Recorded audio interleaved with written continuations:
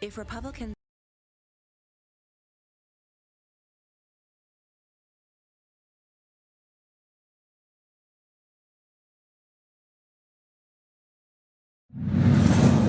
Solo.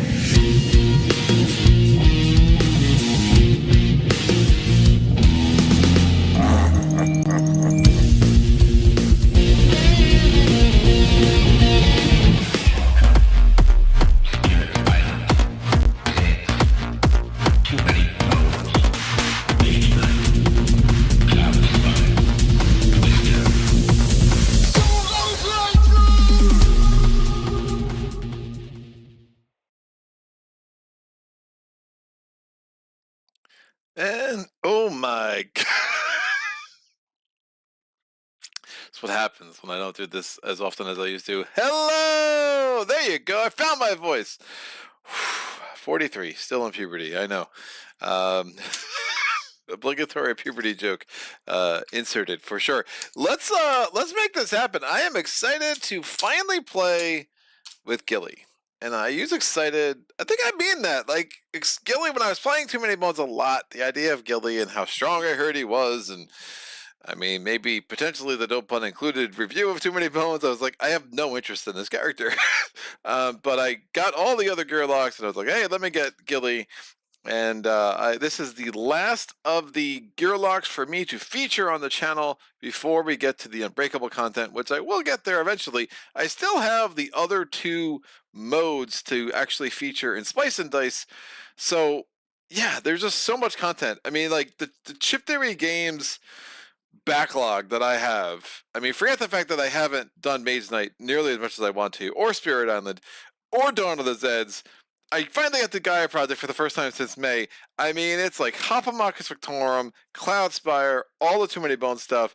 I can't, and I think they're sending me 20 strong. I believe. Just told that. So we'll see if that shows up anytime soon. But yeah, crazy. So I am excited to take Gilly against the Goblin Queen, and I'm going to use the Rage of Tyranny stuff. And honestly, this is as first look as it gets on my channel. I have not done any of this. And I despise the Goblin Queen. So Gilly's really strong. I don't like the Goblin Queen for a few reasons, which I'll get into. Despise is strong. I think she's a little... The luck factor with her and that Tyrant encounter is really high in a way that I don't love. I think that's mitigated somewhat in a solo game. In a two-player game, two-player solo especially, that's really hard. So I'm excited about all of this, and let's see if we can't make this work. So the chat's been active. Adam JC916 catching the live stream so I can learn from the master. I still stink at Too Many Bones. We'll see how much I am the master or how much I stink myself within the next couple of hours. Matt Levy says hi, all hello. And Sebastian Cater says hi. Noah Duncan says just dropping in to ask if there's any Spirit Island Nature Incarnate stuff coming soon. Well, that's another one. I was told I was getting a review copy. And I did get a copy of the premium tokens. I have not received a review copy of Nature Incarnate. Apparently, they have changed how they're doing review copies, and now I need to go through Flat River Group, which has decided to ignore me. So at some point, I will get Nature Incarnate. I have the premium tokens, so I guess I'm halfway there. Actually, maybe more than halfway there, because I feel like the premium tokens probably cost more than the game. So when they restock, I will try to get a copy, whether I pay for it or whether they send it to me review, and then we'll get into the Nature Incarnate Spirits. I have been a little open about the fact that I am not, but I'm not overwhelming. I love Spirit Island. I'm not overwhelmingly excited about more spirits and more scenarios and 17 new aspects. Like, you know, there is content bloat is a real thing for me. But you know, we'll see. I've heard good things. My friend Tony loves it, so that's a good start for me for sure. Did I back Elder Scrolls? I did not. I play tested it at PAX East. I thought it was okay. If I did not already own Too Many Bones and Cloudspire and Hopomarcus Victorum, I would have considered it. I don't think the game does enough new for me to want to own it. And I just think that some of what it does, I think Too Many Bones and Cloudspire do those things better. So personally, it just wasn't for me. But I'm hearing good things. It seems like the playtesting is really polishing on some of my issues with it, and I think people who backed it will be very, very happy. Again, it just wasn't for me for sure. Noah Duncan says, "Ooh, the review copy saga continues. Too bad it keeps not going well. I mean, it is what it is. It's like $60, dude. I can get it. I just would rather them send it to me."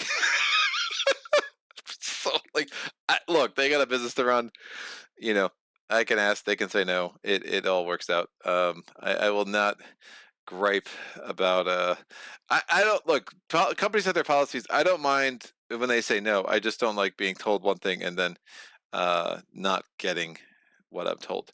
That I find a little more frustrating. But when they change ownership or whatever they do, they change their policies. Like, it is what it is. I just have to roll with it, right? So Matt Levy says, "Didn't Flat River get acquired or something?" Flat River, I think, purchased Greater Than Games is what I believe happened. So it is Flat Rivers now. Now, whether they got bought out by someone larger than them, I don't know. But I'm pretty sure that they purchased Greater Than Games, and that was the end of the line. As far as I know. Sebastian Cater, "I am on night shift and have 6 hours left, so please entertain me." Noah Duncan, "No Flat River Group bought Greater Than Games." Matt Levy says that was it. Noah Duncan says, "Fangs is one of my favorites, and a new spirit, breath of darkness down your spine. Scratches the same itch for me. I know you like Fangs too, so maybe you'll be surprised." Adam, "Oh, you're adding the bad items from Rage of Tyranny in the loot deck." Yes, I am planning on it. I think.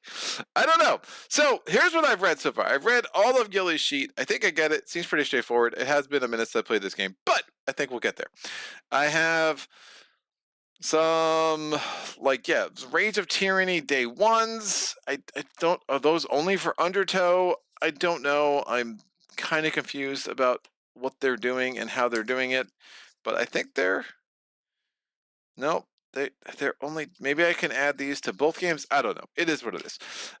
We have, or maybe they're only meant for Undertow. I don't know, but they're all like, none of them are raft days, so I don't really know what's happening with that. Or is it Rage of Tyranny? Oh, some of the day twos are. I guess all the day ones wouldn't be rafts anyway, which makes sense. And then we have the Goblin Queen. So the Goblin Queen original looked like this. Ooh, spooky. And now she looks like this. Ooh, spookier. So, incensed Goblin Queen. After the Goblin King died, the Goblin Queen was outraged, but no foreign dignitaries attended her coronation. She sworn revenge on all of them, starting with Nobulus and his people, the Gearlocs, who she plans on assaulting with deadly party favors. Oh, cute. She's a 9-day tyrant that will we'll have a day 1, a day 2, and then 7 solo encounters thrown in there. She only has 2 Goblin Queen things, 1 from 40 Waves and 1 from Undertow. The base game Undertow, then we have our epilogue card, which I will not need. Do I need? Where's her? Oh, here's her thing, and then she has a special other chip, which is the Goblin Queen's Bodyguard and the Goblin Queen's Assassin.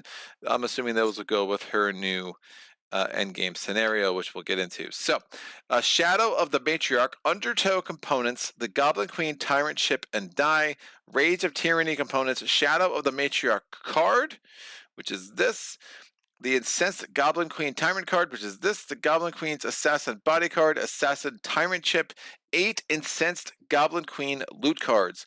Goblin Gifts setup. To create your loot deck for this game, add the Incensed Goblin Queen's loot cards, identifiable by the red title, to 22 other random loot cards. Return the remaining loot cards to the game box, as they will not be used for this game. The Trove loot deck is created as normal. Alrighty then, and then we have some rules on the back. So let me take this loot deck, I'll shuffle it up, take 22 cards out real quick. Adam JC game is hard enough. Rage of Tyranny has separated them for base and Undertow. The new encounter cards, I believe there are symbols to know which box they go with. Or was it? Right, I don't know. I think Age of Tyranny, specifically the special day 1s and day 2s, were designed for Undertow. I don't know. It gets kind of confusing. But I do appreciate how You know, and actually one of the reasons that I backed Unbreakable, because I was a little bit on the fence about it, but when they came out, hey, we're doing 40 caves together, you're gonna have all the content all at once, that made me happy, and I was like, all right, cool, I will jump on board. So, loot deck, 22 cards. 1, 2, 3, 4, 5, 6, 7, 8, 9, 10, 11, 12, 15, 16, 17, 18, 19, 20. 1, 2. All right, these go out here. We're taking these 8 cards, and we will shuffle them in. Definitely a coloration issue, but you gotta get used to those with the PVC and chip theory. It rarely affects gameplay at all unless you're really trying to pay close attention on looking for the coloration.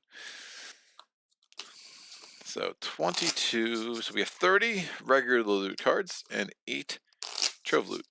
It'd be interesting to play with this loot mechanic, playing as who's the one who collects all the collects all the loot, who they don't give any extra pockets to, which I find kind of like a giant I think it's a giant miss from a design perspective, especially when you still have all the heavy loot, right? Or just give her like, hey, heavy loot doesn't count against her. I don't know. There's like, it's Nugget. Yeah, Nugget drives me nuts because it's like she's all about loot, but she's still gonna. I mean, she gets one good heavy loot early, and then she's still gonna be just like every other gearloc. It's like a really weird mechanic. Anyway, I digress. So here's our loot deck. Here's our trove loot deck. And we have our extra rules. The Queen's Generosity. After each successful encounter, one gearloc must draw a loot in addition to encounter rewards. Pervasive loot. Loot cards with the pervasive keyword cannot be discarded, traded, or removed in any way that isn't specified by that card. If you draw a pervasive loot and cannot keep it because you already have 4 pervasive loots, discard one of your choice. Instant loot. Loot cards with the instant keyword are resolved when drawn and immediately discarded. They do not go into your loot area and therefore do not count against your loot limit. Loot cards with the instant keyword.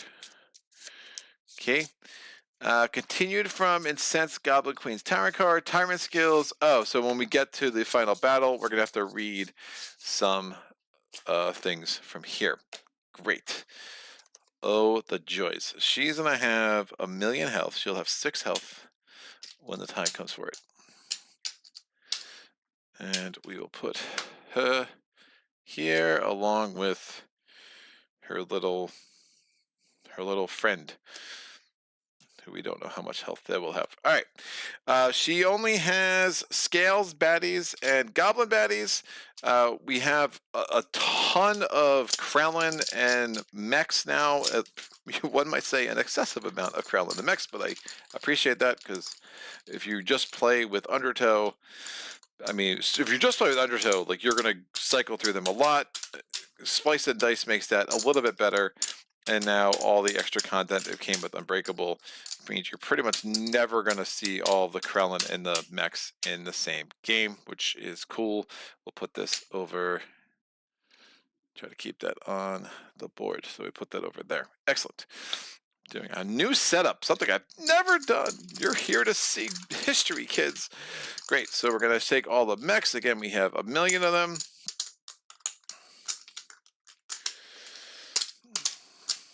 By 1,000,000, I mean about 15. Put that over here. And then here I have all the goblins and scales, and then some of the dual class baddies from Splice Dice. They're all going to be mixed in. And so, again, there's only 2 baddie types of these. And I do not mix with base game. I just have, all I have here is Undertow and Splice Dice. I find mixing with the base game just kind of too chaotic. I like the separate experience. Thematically, the enemies are supposed to be a little different, so I like it from the story perspective as well, and it just keeps Unbreakable, the base game, and Undertow a little bit different and unique for me. So I know a lot of people do like to mix all the baddies together, and that is your prerogative. So these come here, and then we have 20-point baddies. So 20-point baddies, 5-point baddies. Actually, I probably should make these all in a line. And 1-point baddies. We have our wreckage chips, which I guess I can put over.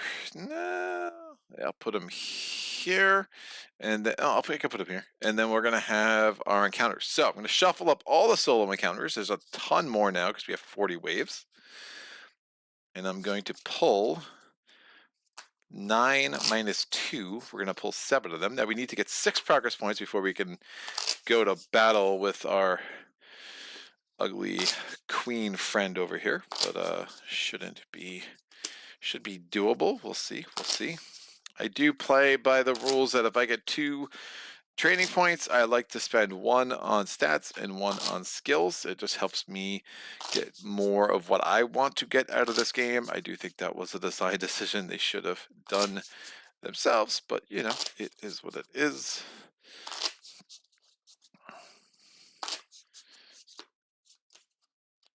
All right, 1, 2, 3, 4, 5, 6, and 7. The rest of those are out. We have the 2 special encounters, and then we're timer encounters. And then we're gonna take all the day 2s. 1, 2, 3, 4, 5, 6, 7, 8. I will get a D8. Where are my dice? There they are. Found them. D8. Oh, wait, I need this. D8. Where are you? Here you are. So we're gonna roll a die here for my day 2 encounter.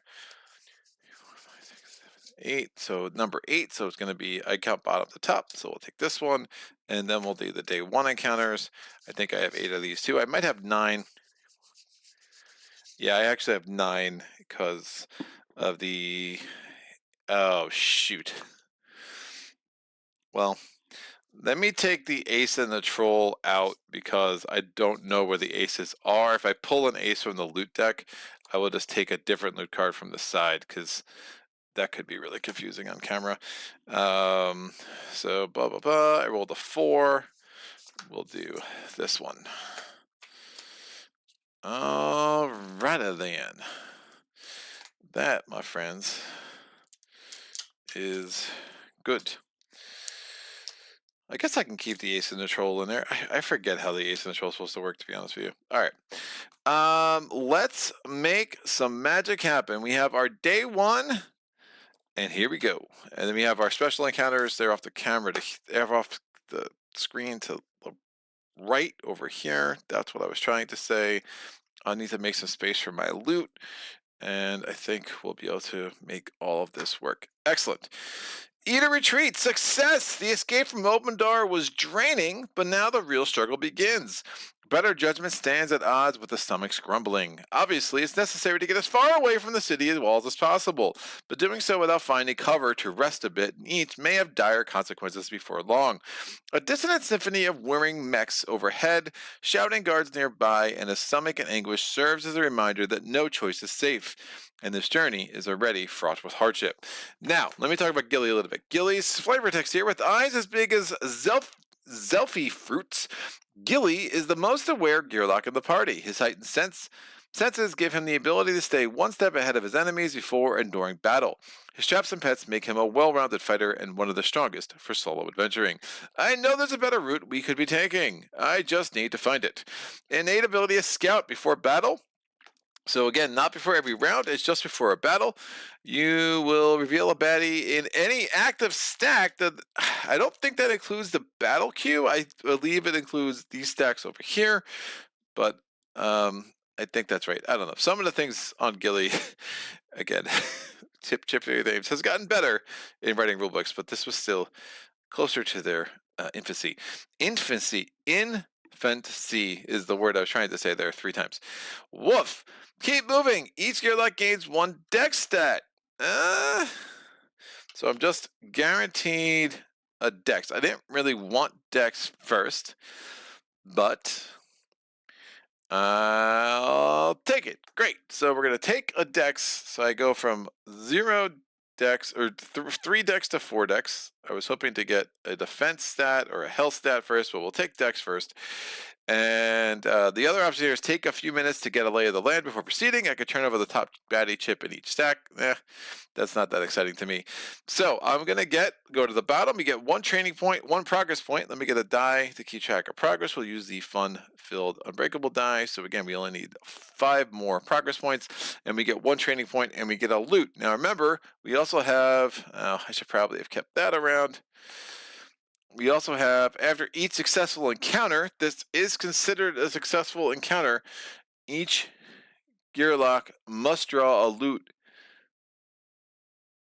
One gearloc must draw a loot in addition to encounter rewards. So encounter rewards is a loot. I have to draw another loot, so I'm drawing 2 loot. First loot is Orc in a Box. At the start of each battle, move the lane 1 ini die to the top of the ini meter. At first, I thought this would be a good combat trainer, but no, too scary. That's pretty terrible. So that's pervasive. Okay, don't love that, and that just stays in play, and that counts as a loot. Oh, right. In a true solo game where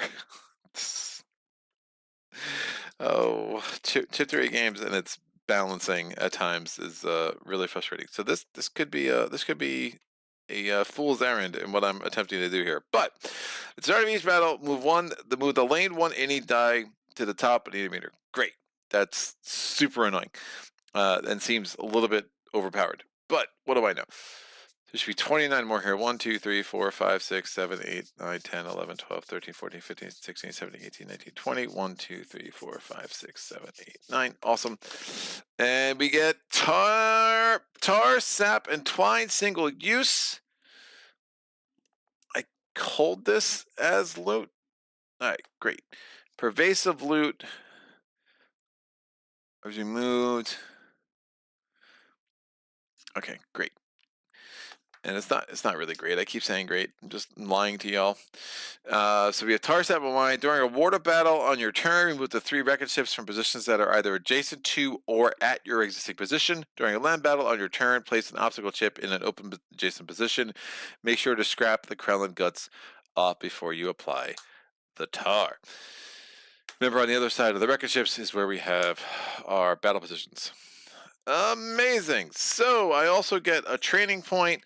Now we have 4 professions, like all these guys. We have Trapper, we have Ranger, we have Marksman, we have Zoolinguist, and we have Consumables.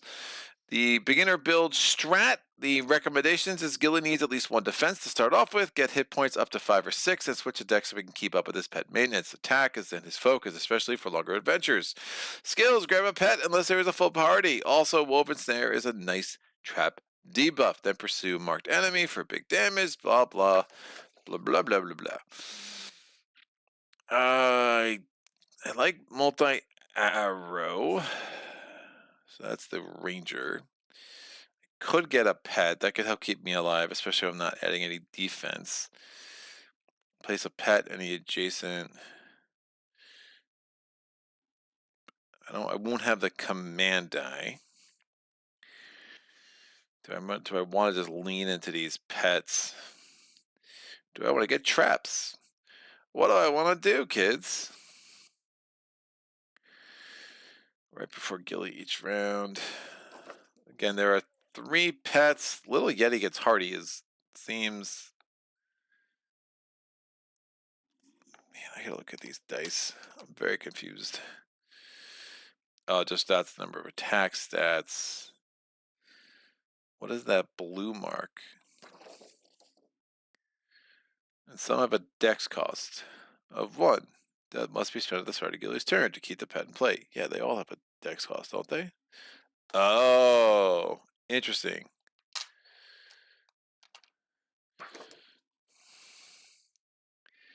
So the bird does not have a dex cost. And one of the Wolverine and one of the Tiger things don't have a dex cost either. Isn't that exciting? Do I want a pet? Sure. And that would go. I would roll it. Pets. If learned, may roll his pet die during his turn. 1 dex to call each pet die. Blah, blah, blah, blah, blah. If I get an 8+1, I get Scoutmaster. That's interesting. Yeah, let's get some pets. I like this multi-arrow. The traps seem fine.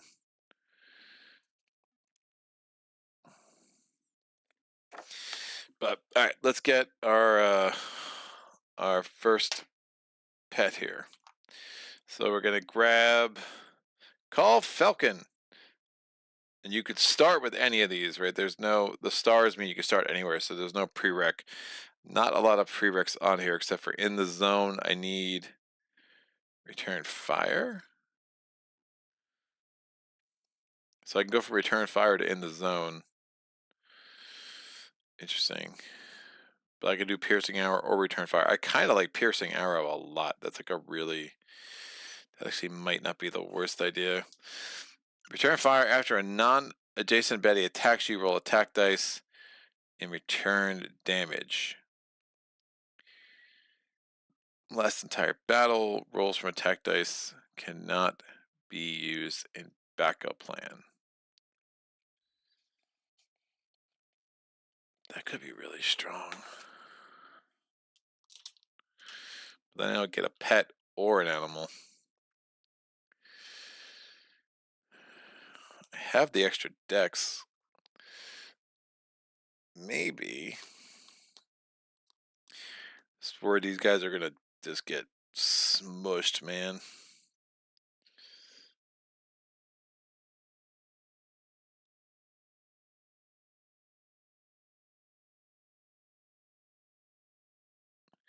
I kind of like Return Fire.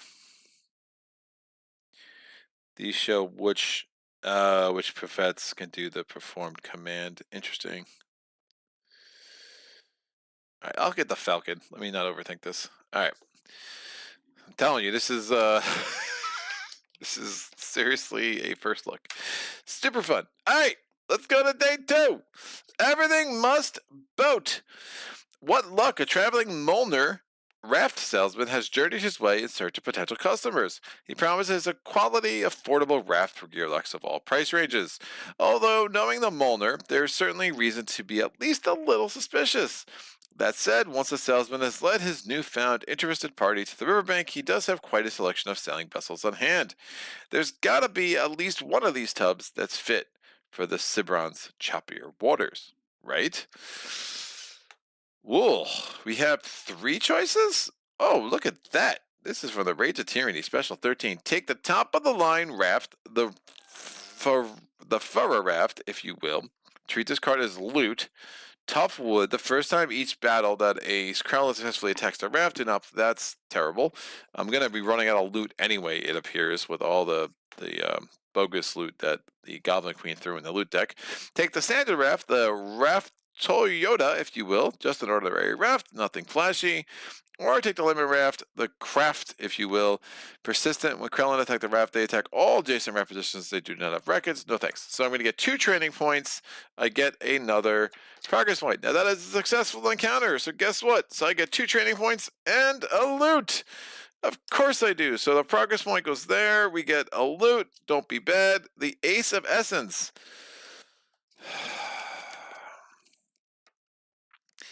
Am I playing with the aces? I guess they are in the deck. But that seems silly. Nah, I'm not going to play with the aces. I took the aces out. No aces. Because I don't know how that balancing works. Because then what I wanted to make for all 4 of them are in there. Yeah, I just think the balancing of that's really out of whack. So forget that. Harpoon pistol. So I just grabbed the extra loot from over there. It's all random. Choose a not. I knew it at minimum. It's all random in the sense that that wasn't one of this. It was just the next non one of those in the leftover deck that I put off to the side. So Harpoon pistol. Choose a non-tyrant baddie on the battle map. Place it on a position adjacent to you. If this baddie is a Krellin, it is instantly defeated. Woof. Take a look. It's on a hook. A bleeding Krellin foe. Stanza. That could be super strong. All right. Now I have 2 training points. The first thing I want to do is definitely get myself an attack stat or a defense stat. It's like an attack stat. It's just different. Defense can be helpful. Second thing I want to do is, man, you get a ranged goblin. Return fire could be really sick.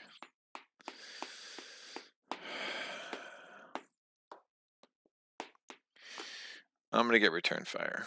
That's what I'm going to do, kids. Traps are interesting. They seem a little gambly. I don't love the idea of them. There's definitely something I'm missing, I'm sure.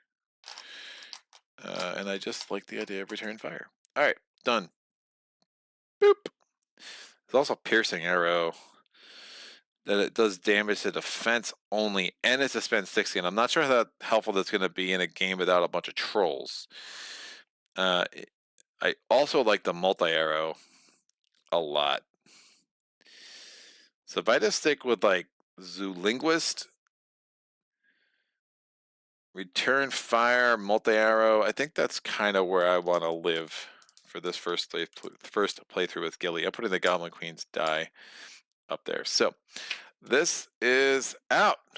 We're on to day 3 with our little thickened day counter chip. Oh yeah. All right, let's make this happen. So we have 1, 2, 3, 4, 5, 6, 7, 8, 9 cards here. I need a D10. That's a D8. That's a D10. We're going to roll a die. Look at us. I rolled a 4, so we did not get one of these special tyrant encounters. We take the 4th from the bottom.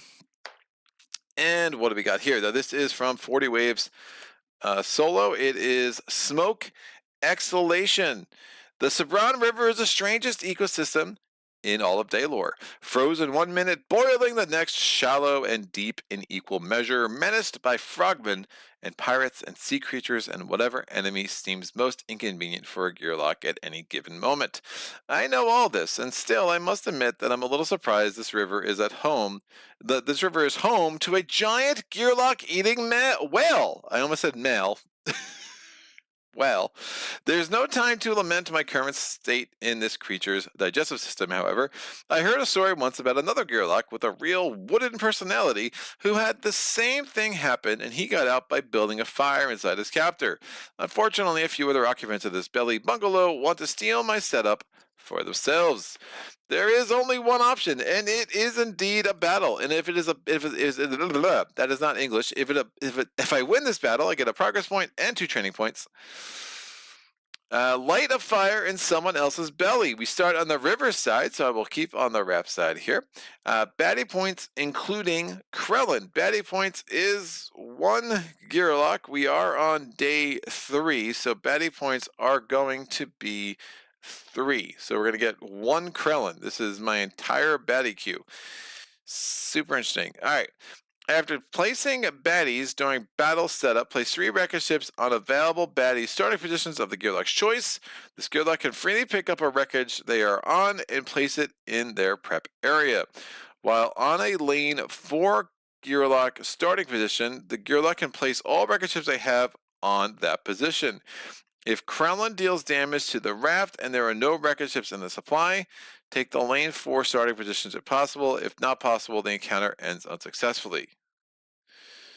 Encounter success is achieved if at least 3 wreckage ships are on lane 4 gearloc starting positions when all baddies are defeated.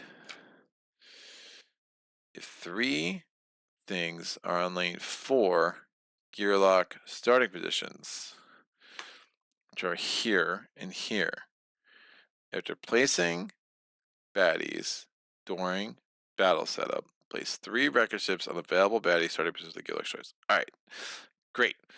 Oh, I should have been scouting. So I would have scouted after the first round. I got a 6. I'll see what this sucker is. Confuse and decoy 2. A 3-1 attacks everybody.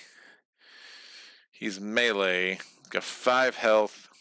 Confuse again is when Your attack stat and your defense stat are swapped. The decoy 2 is more annoying. I don't want to deal with him. And then I would have scouted at the end of my last round. I got a 1er, decoy 2, and golf. I really hate decoy. We're going to cycle that out. Before the start of battle, the timing of that before battle is, I think I can scout any active stat, so that would be before I set the battle queue. No.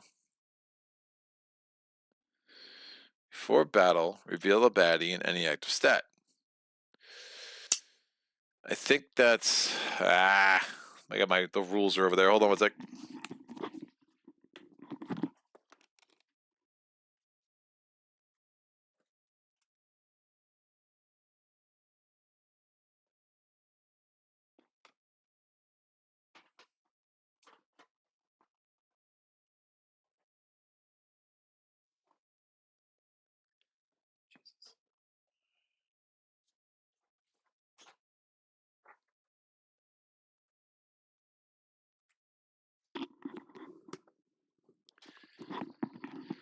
Woo! Adam says, I need to go back and watch your Gasket playthrough. I started playing him and really enjoy his playstyle. John B, hello. Wolverine is great for solo. Bird is close to useless. Yes! Which you can kill instantly with harpoon. Yeah, this battle I don't think is going to be very hard. John says Bird's useless. Why? He's cute. He's a bird. He doesn't take any decks. I don't know. I took a useless pet. Sorry, John. Well, I want to get all the pets. Give me all the pets, because I want them. All right. What is the order of this crapola? Exhausted dice area, baddie chip, in battle, before battle, timer card, battle mat, initiative, any die, baddie starting positions, obstacle chips, rescue chips. All right, build a queue, battle setup.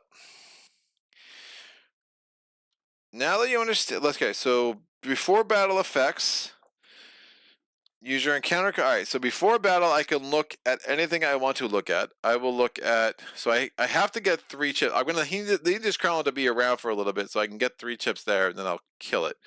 But I could also use my harpoon pistol to kill it. It is a battle reel, which has batter eel, which has shock 2. Shock 2, exhaust number of skill dice from targets, targets. Whoa. So I'm using my scout rules here, and that only applies if he actually attacks me. I could do a lot worse, but he has 3 defense. Gross.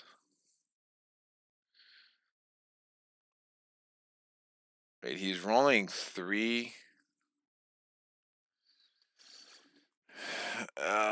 It's been a while.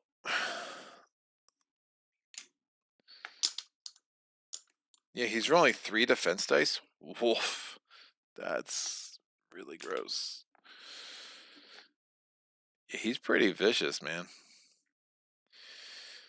I guess I could just use, I mean, I'm gonna be going through these things anyway.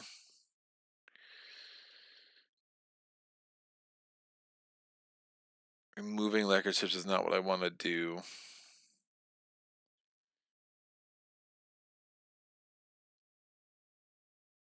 Yeah, I could just harpoon pistol him. He's not attacking me. The Falcon's not gonna do much. This is like cycling everything. I don't want to see anyone. I feel like I could do worse, but maybe not that much worse. I mean, that's a bad. It's a bad roll, but it is what it is. Crownland do suffer from fatigue, so there is that. But again, I'm going to have to be managing all these wreckage. We'll keep it around. It is what it is. And now we're going to set up the battle queue. It's this guy. He's going to have 2 health. His initial placement is going to be determined by a dice roll. I rolled a 3.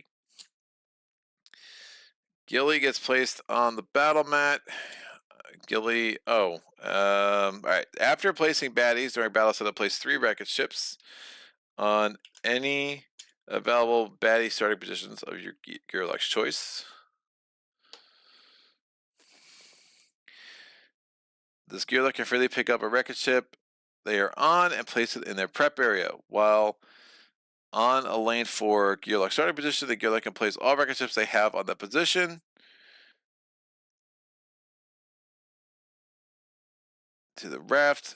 Take from lane 4 gearloc starting positions if possible. If not possible, right? Okay, that makes some degree of sense. So I will start here. There is no baddie in lane 1. Oh, the lane 1 any die. Right, so it will get a lane 1 any die. The lane 1 any die will go ahead of me. It doesn't matter what they roll, but they were a 6 any anyway, so that doesn't really have any impact. I will roll my any die. I rolled a 4, but again, doesn't matter. The orc in a box made sure that the batter eel is going first. So we are now going to round. Oop, that is not a round die. Where's the round die? Here are the lane dice. Here's the round die. We are going to round 1. So the batter eel is going to go. It cannot attack any gearloc there, so it's going to move to lane 4. It's going to go in sequential order. It's going to now try to damage the raft. It's only attacking one of the 2 things. We need 2 attack dice. And I'm sorry, 1 attack dice, and it's rolling 3 defense dice. It rolled a bones on the 1 defense die. It has 2 shield, and it does 1 damage. So we'll put the 4th wreckage ship there. Alrighty then. My turn. I have 4 decks. It's an extra dex to get up on a wreckage ship, I believe. It's a very it's like a fun first encounter. I'm like, what? Wreckage ships. Yes, +1 dex to move on to. Great. So I have 4 decks. So I'm going to go 1, 2. Does it cost me a dex to drop them?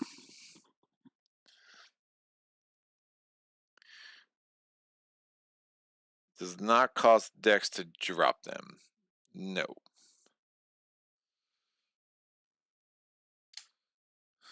They can freely pick up. They're on. And oh, I knew what they were going to do anyway. It doesn't matter. So yeah, I would have actually gone here because I can go 1, 2. I pick up for free. 3, 4. And I will drop it. While on a lane for gearloc starting position, I can drop it from here.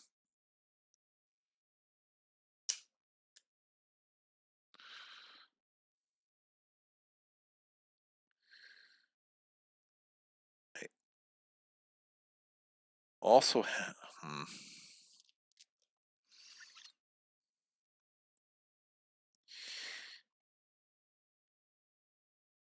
Yeah, this is. I guess at some point I'm gonna have to let him attack me, but then I'm losing. I'm losing these dice because of shock 2.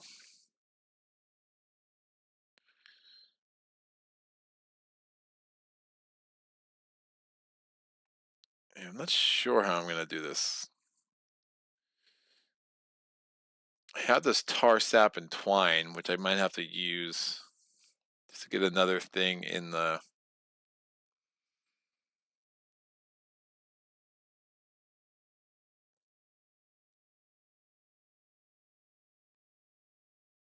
supply. All right, we'll go to round 2. Krellin's gonna go. Krellin can't attack from 4. Goes to 5. It's gonna roll 1 defense die and 1 attack die. If it boneses, it would be good. It does not bones. It gets its 3rd defense die there, and it puts a wreckage ship. There's no more into supply, so it's gonna take this one and put it there.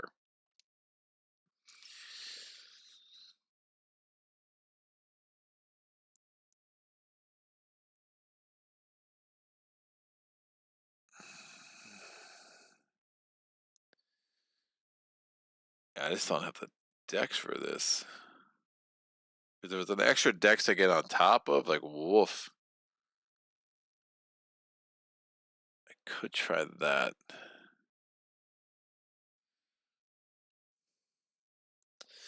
It's my turn. I'm gonna go 1, 2, 3. 1, 2, I pick up the wreckage ship. 3, I move over here.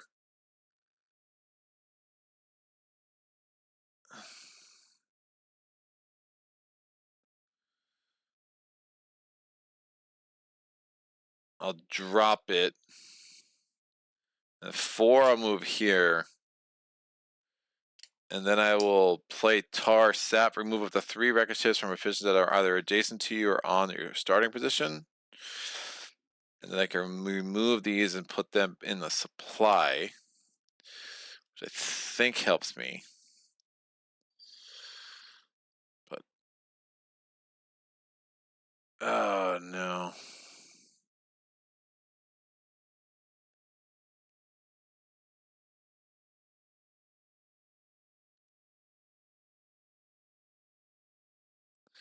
Because it's gonna do damage there. I just needed the frickin' bones one time.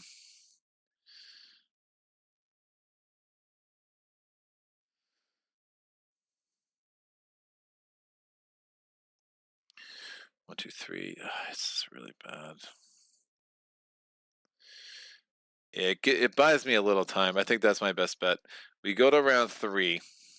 Krellin can't attack a gearloc there. Comes here. It's rolling just 1 attack die. It doesn't bones. We take this out of the supply. Put this here. My turn. I'm going to go 1, 2, 1, 2, 3. And I pick up for free.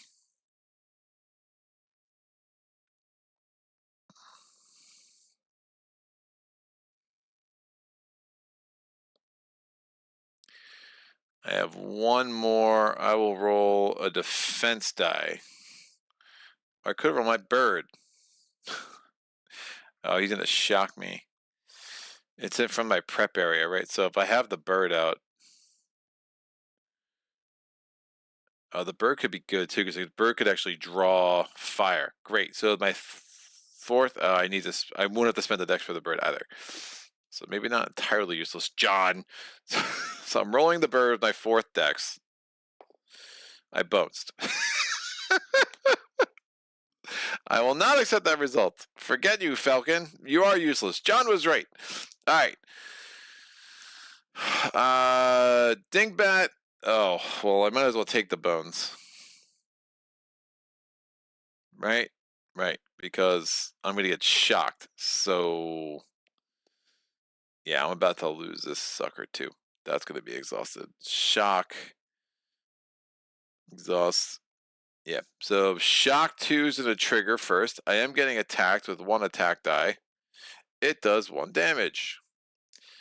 Gilly's not worried. We strong. All right. My turn. We're going 1, 2, picking up for free.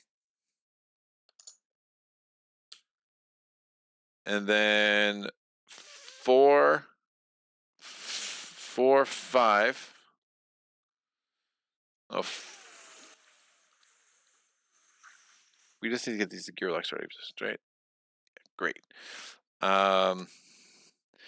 This guy's going to go. He can't attack, so he's going to go to position 1.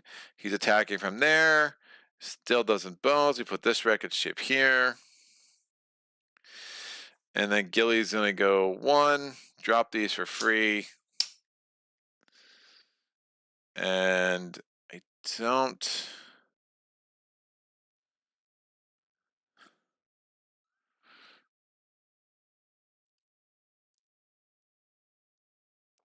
we could go 1, 2, 3, drop those for free, and then move here.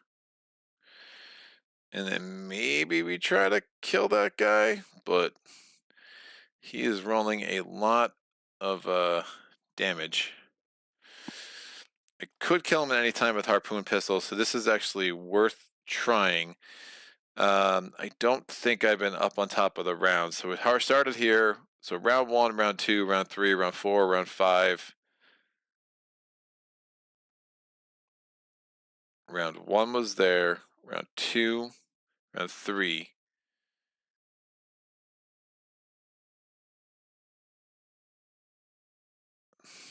Round 4.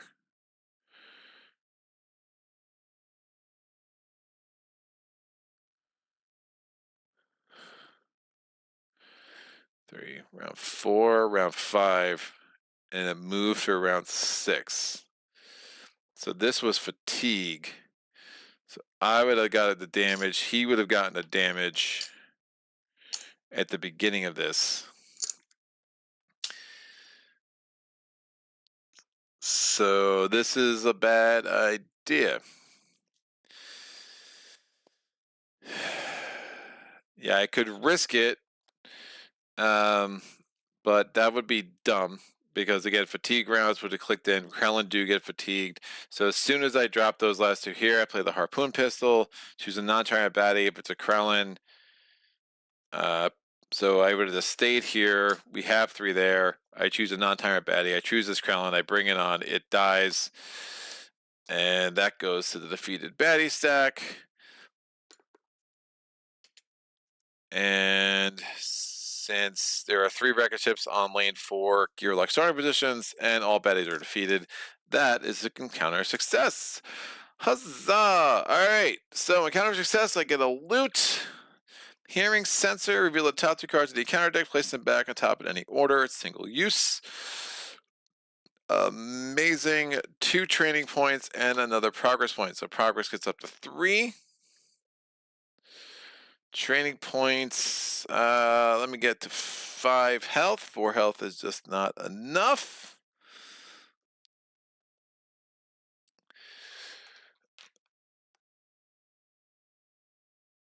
This can come back. My useless falcon can come back.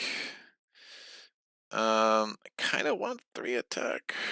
Woof.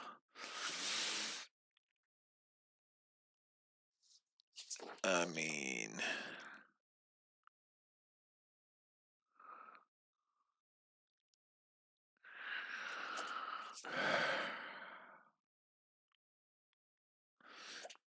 I'll take that, and I will take multi-arrow, which is green.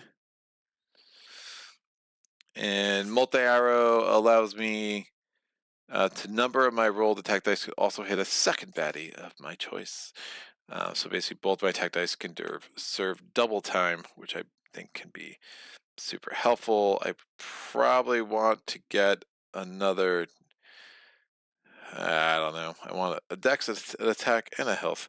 I want all of them. That is out. All right, we have 8 cards left. We're going to day 4. So I had 2 loot that were very helpful. Otherwise, that would have been a much different situation. It was a strange encounter, but didn't dislike it. Just got lucky with the loot that I had for sure. Ding.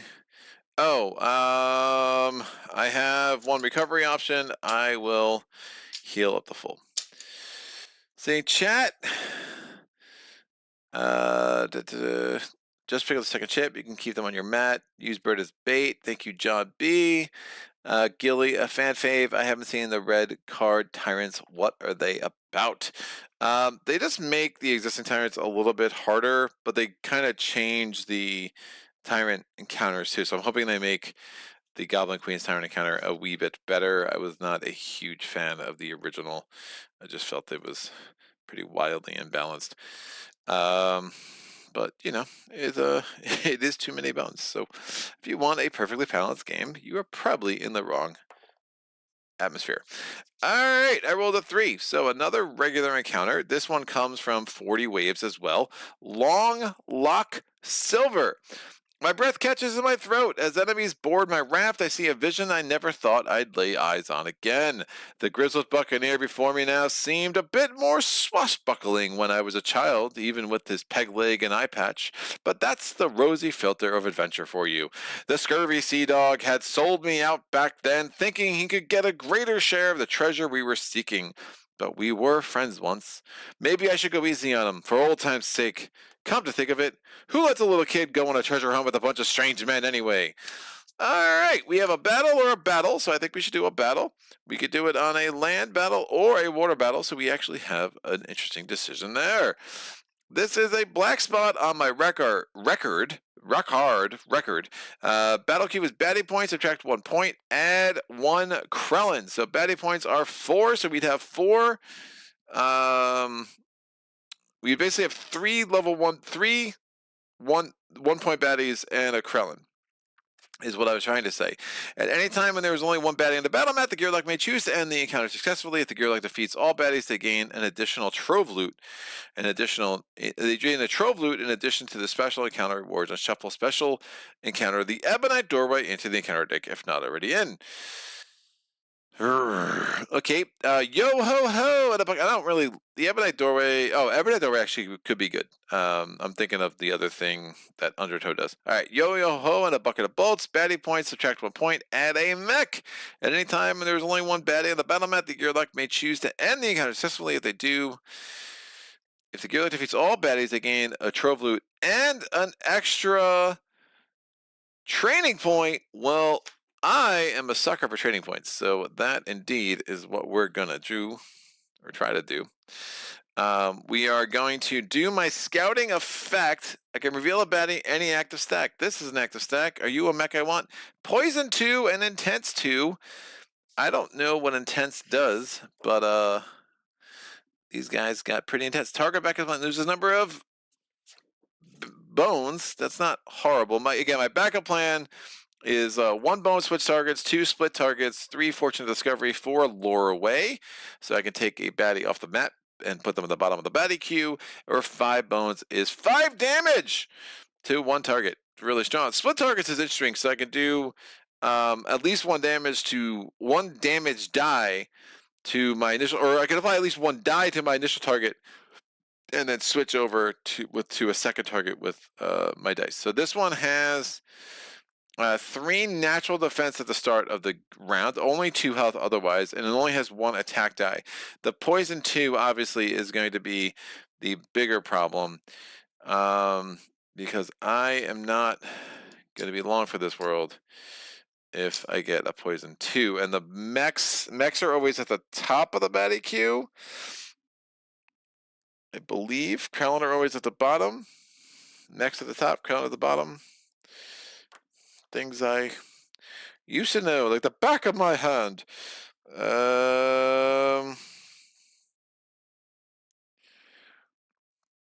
No, mechs are always at the bottom. They're added in addition. Right. Mechs are always at the bottom. Krellin are always on top.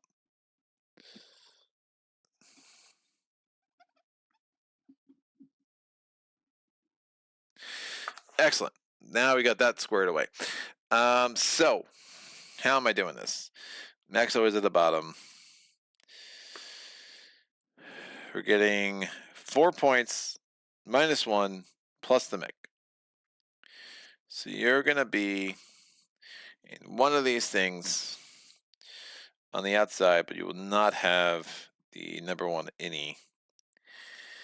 I don't think this is bad. I also don't love the poison 2. They scare me. I should do this hearing sensor at some point, but oh well. Reveal the top 2 cards of the encounter deck, place back on top of any order. I'll do that next. Alright. We'll keep you. At least I know. Well, you're going to be on. There's only going to be 4 baddies anyway, so it's going to be on the start, on the top. But yeah, I could do a lot worse than that. And here we go. So in lane 1, in top, oh, it's a goblin broadcaster anyway. He was going to be first. He has 1 health, and he will go in the range position. Signal 2 is kind of unfortunate. All right, where's the round marker? Round marker, here you are. So in lane 2, we have a hardy compound kobold tenderfoot. That could be interesting. So he'll get this, 2 health, and melee. Oops, that's right. And you're definitely first because of Orc in a Box. You are second. We have in lane 3 the Goblin Darbler, who is Mischief 1, 3 health. Put you here, and the mech is going to go in position 4 with 2 health and put you over there. Yikes. All right, I'm going to start. I got an extra health, so I should give that to myself. That would be helpful. It would be healthful. Bad puns are us, baby girl. I don't know why I said baby girl there, but I just meant baby. But the girl came out because I refer to my wife that way. And there's just way too much information happening right now. All right, so we're going to put this guy in a gearloc starting position. Oh, he's ranged? Really? Gilly's ranged? It's really strong. Great. Mischief 1 is gross. What goes where? My return fire goes into an active slot. My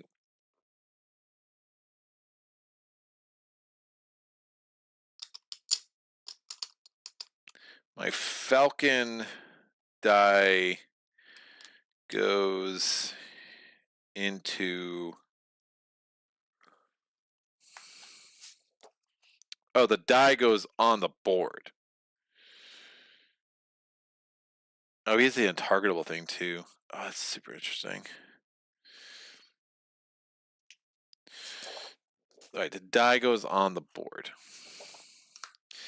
That's what I'm talking about.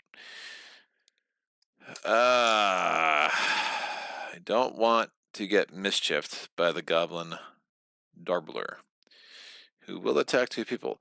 This guy just moves. He doesn't move like the Krellin around the raft, so keep him away.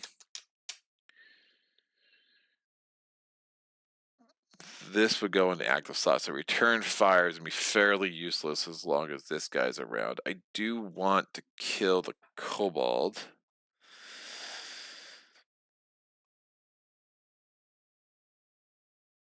I also have the multi-arrow. I forgot I was ranged. That's really sick. Alright, we're going back here. And we are going to have to roll our any die. On lane 3, this is a 2. On lane 2, that's a 2. And then over here, the mech is a 3. My any die is 3, 4, 4, 5, 5, 6. Well, I rolled a 3. Doesn't matter. I was going to be second no matter what. All right. I thought it means to. Adam says, I thought add means to add in addition to the battle points. Yeah, but it's good point, Adam. So it's minus 1 point and then add a mech. So it's 3 and 1. So you're totally right, but the card actually tells me to subtract 1 point before adding the additional mech.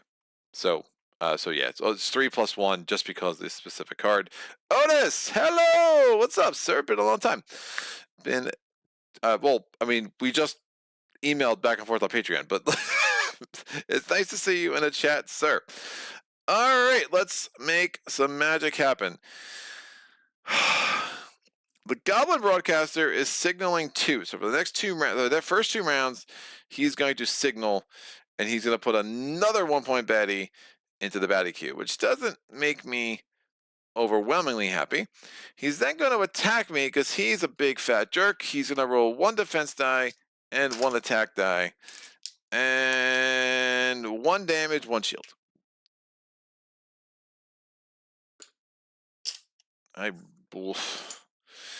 Alright, I have 4 decks. I wish it was more. So, I'm going to roll my 2 attack dice.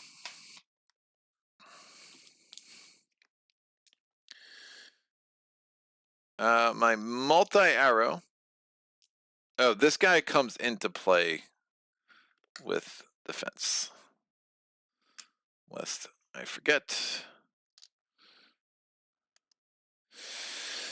My 2 attack dice, my multi-arrow, because I think this makes sense. Maybe I'll roll a 3 and get lucky. My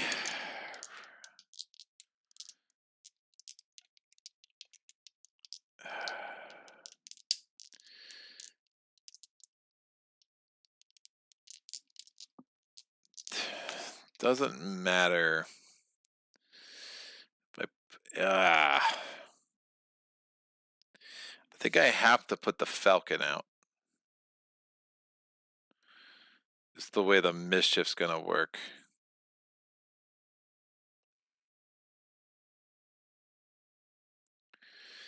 And see if he survives.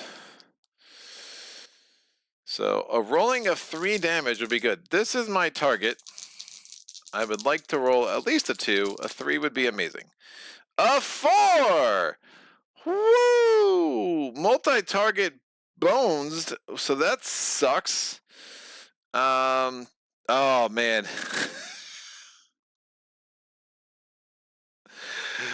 Really?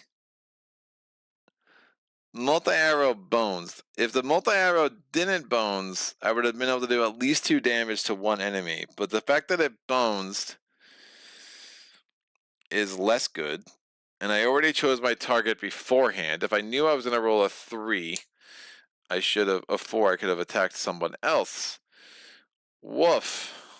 But we have killed the, oh man.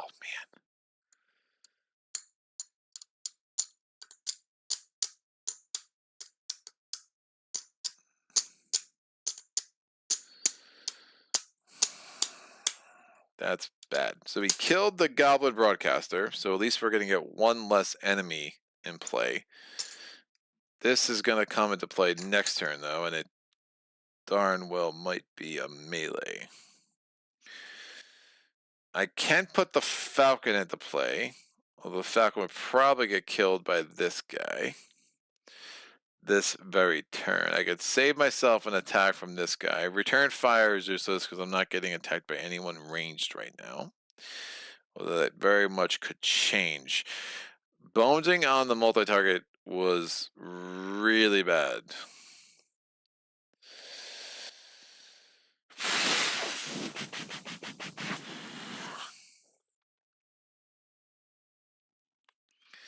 I don't know what that is.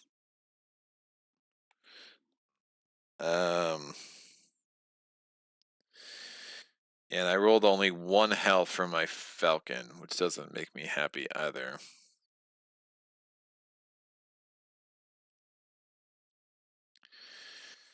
So I'm going to keep the multi-arrow back here. And hopefully not bones on the next turn.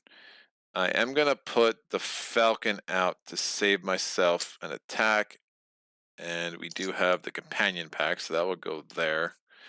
And I could just put this in my prep area instead of putting that on the board, but it's not active, so that matters. I did not roll a shield. That was the Goblin Broadcasters. All right. At least we have initiative next round 2, which does make me a little happy. This guy's going to go, so 1, 2.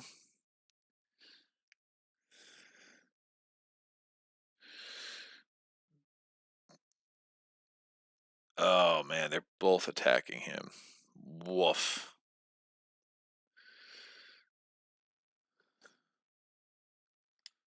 Put the falcon there. Ah, it's really bad. There's no reason to put him out. Looking at how that setup was, it doesn't make any sense to roll the falcon. I don't think there's any upside. Unless I rolled the 2.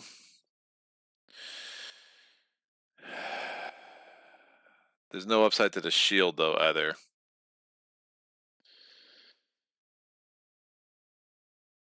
So I just won't accept that roll because there's really no upside to doing it. It's just gonna get smashed. The kobold, this guy, oh man, this is gonna be bad. He comes down here, and then the goblin Darbler comes in. Mischief 1. I have nothing on my active stats. He rolls 1 attack die and 1 damage. I'm down to 3 health. So getting poisoned by him would indeed be deadly. I don't think I'm surviving this, kids. I don't know how. I think I've chosen my skills poorly. All right. We are done. We go to round 2. End of the round 1, we get this guy. He always comes in at the bottom. It is a goblin mutant. It's going to come in it's coming in with 4 health. And it's going to come in here. It has another mischief. So lots of mischief, making my life interesting. Yeah, return fire is probably not the thing to get. If I had like the tiger or the Wolverine, would have made a little bit more sense. Especially considering I just killed the thing that would have attacked me from ranged. All right, kind of stuck. I don't think I can voluntarily move there if I'm remembering correct. He's gonna come in here, which is a problem. But I can put my falcon out. That's probably a good time to do that. So I'm gonna roll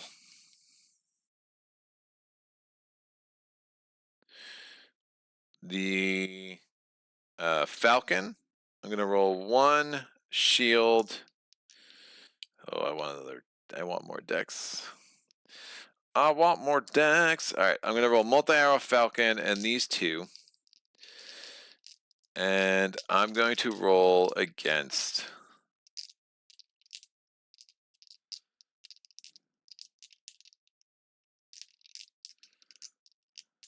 I'm just gonna die. I can't do much with Hardy Boy over here. I can suspend Thick Skin, but I can't suspend Hardy.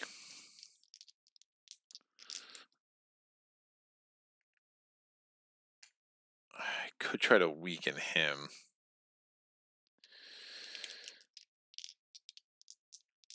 I try to roll 3 and just kill him. Hopefully I get multi-target. At least do 1 damage to Hardy. If I had the multi-target last turn, that would have been pretty sweet. Would have made this turn a lot easier. But I'll roll these 4 dice. I think I do try to kill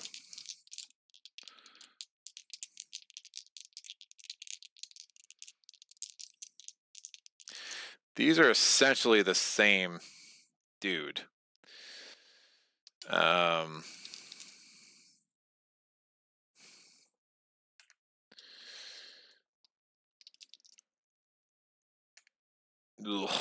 right, I'm going to attack. I have to move out of here. Yeah, it doesn't matter. I'm going to die. I'm going to attack the...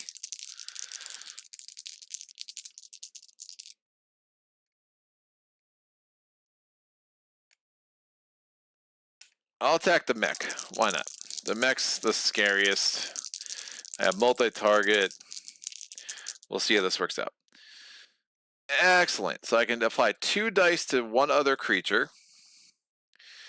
That's a big roll. I can put out the 2 health Falcon. So that was a good non-use last turn. I could put him there, which will save me a little bit. I can do 3 damage to the mech, so the mech has no more shield. And I'm going to... Falcon's definitely going to be dead next turn. And I can apply 3 damage to one other thing. Hardy reduces it to 1. I could kill the Darbler, but that seems pointless.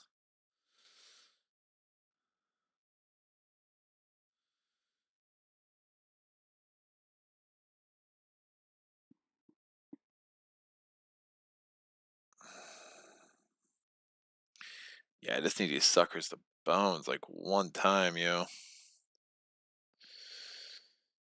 Have the return fire.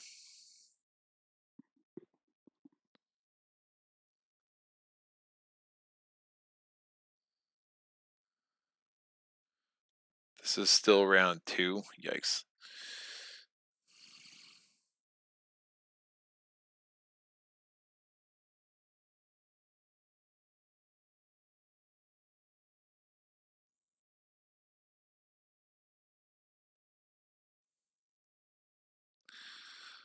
Two, 1. He clogs me in.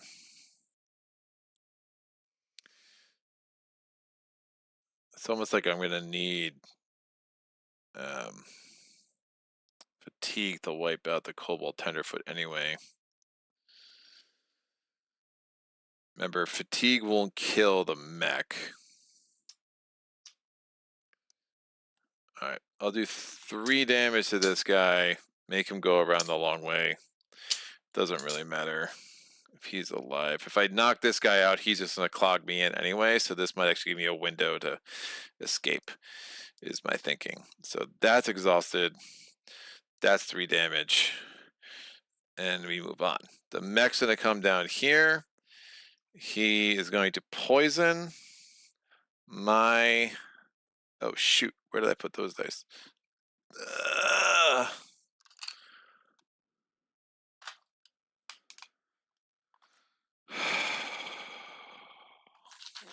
I don't have the status dice. Hold on one sec.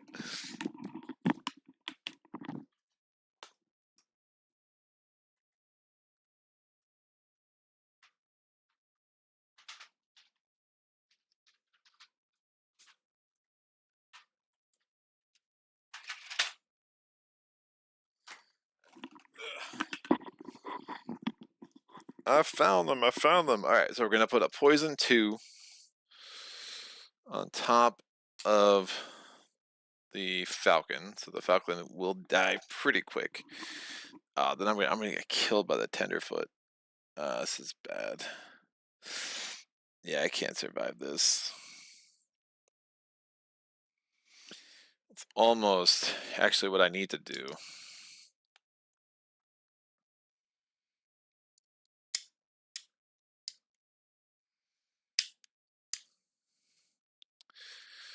Is just do the 1 damage here.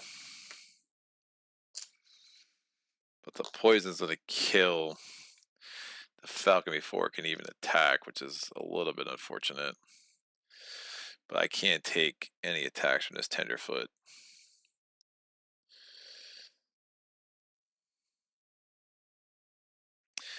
And if it had a turn, it could be untargetable and would actually provide a nice block. So it's like never gonna get a turn. It sucks. Alright, well, if I put the 3 health back there, yeah, I really needed that multi-target to come in last round. That's what essentially is hurting me. Because then I could have had this guy dead, I could have had the Tenderfoot dead, actually.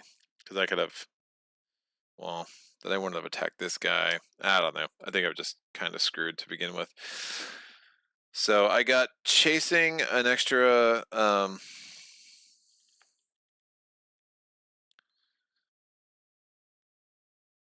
Ooh, I can choose to end the battle if there's still one gearloc, even if there's only one baddie left. That's interesting.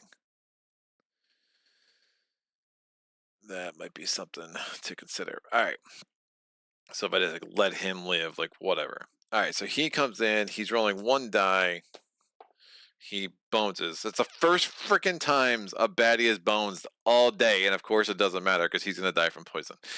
So that is super awesome. The Tenderfoot's gonna go. It's round 2, so it's rolling 2 dice against my Falcon. And 1 damage. And a bones. Again, doesn't matter. He's gonna die from the poison. So that's out.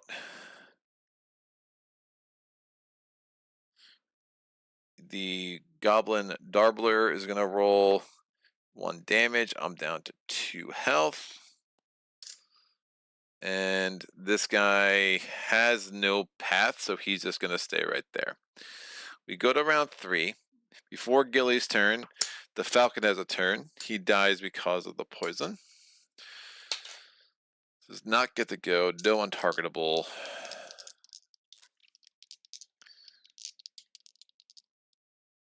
I need a multi-target again. Woof.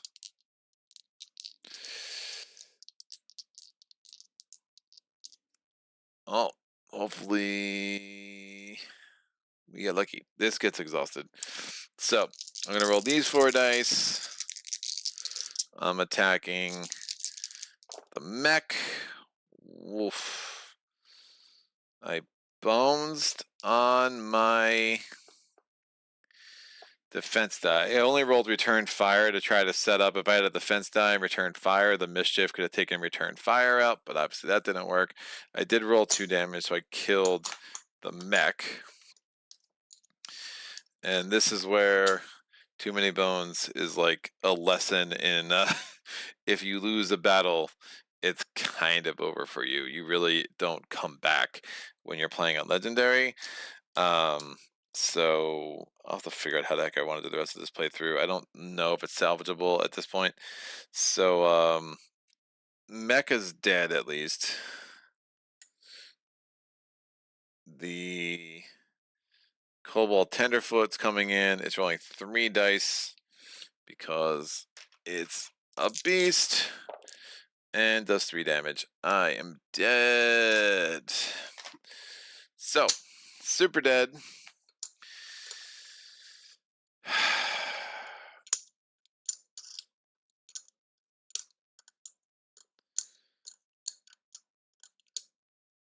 Yeah, return fire has been absolutely useless.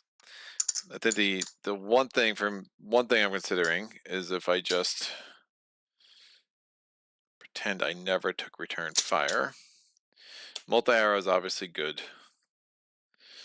If I don't take return fire, if I play that back as if I had taken the tiger, it kind of might give me some more ways to survive here. Wait, the tiger has a lashback. I like that a lot. Also has more health opportunities. There's also hardy, but I don't think, well, number of damage. The Wolverine Little Yeti or Little Yelly has hardy, but also costs a dex. And the tiger also potentially costs a dex. So the moral of the story is I need dex. Having 2 things with mischief is proving not great. Try with the tiger and not return fire. This should go here. Give it one more shot. Back these up. Here. Where's the blue? This guy was first. I rolled the 3. The mech was over here.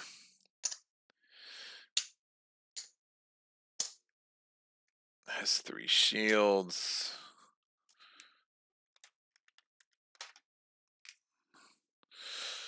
The kobold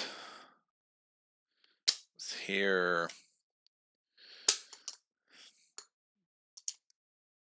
The goblin broadcaster is here.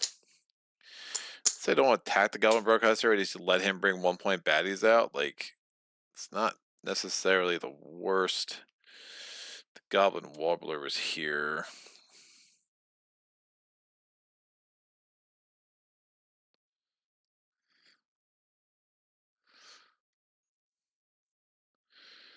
Three, two, two.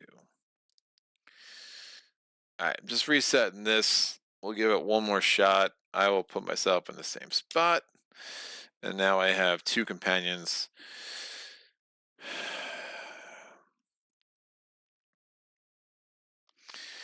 I like the lashback.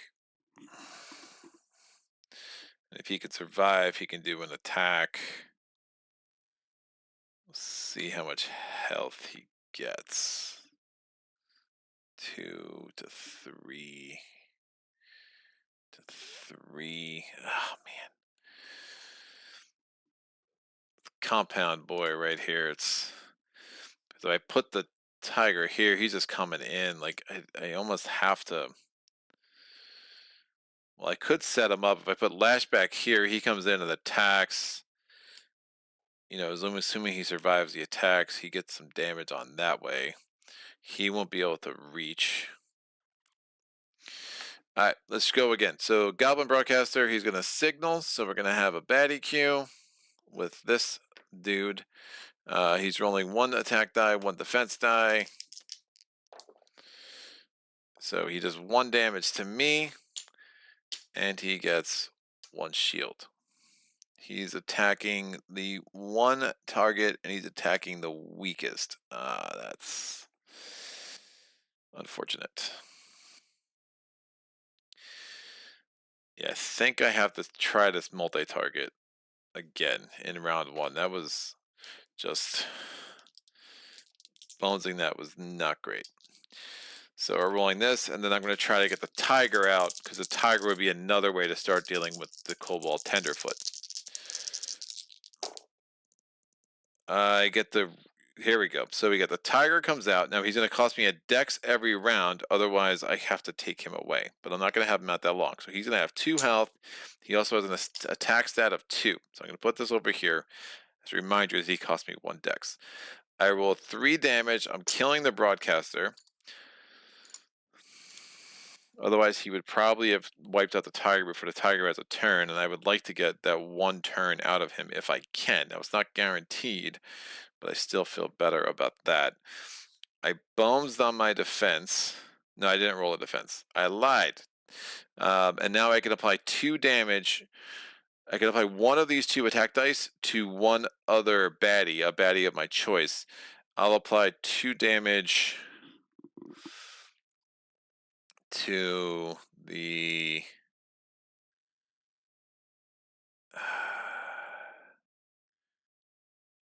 Yeah, then the kobold just dies from lashback. That would be pretty sick. So I'll apply 1 damage to him. Because I can't apply 2 to him because he is hardy. But then he might just die just from lashback, which would be a much better first round for me. Multi-target goes over there. Alright, this guy comes 1-2. The kobold tenderfoot is lane 2, so that will be first. It's going to go 1-2. It rolls 1 attack die against my tiger.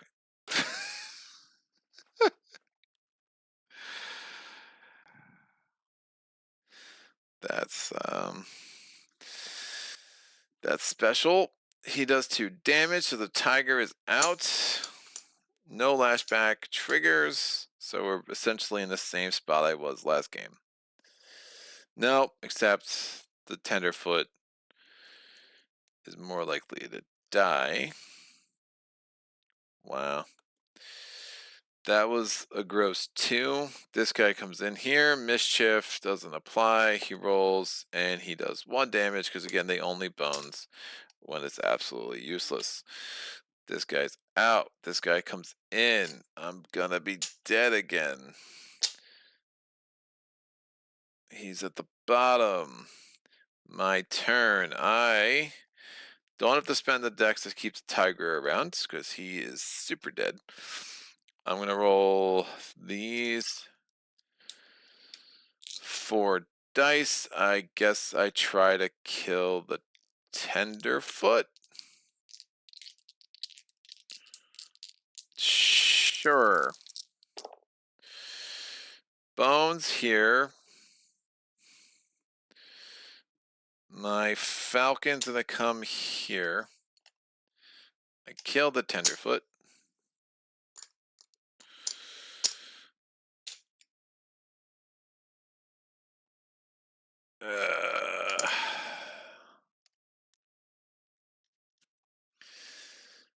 And that's all she wrote.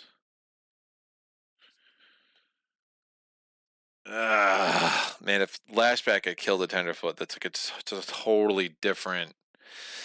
Because then the tiger is alive. The tiger has a turn. It gets to do 2 attack dice against somebody. Then I get the falcon out, and it's like a totally different game.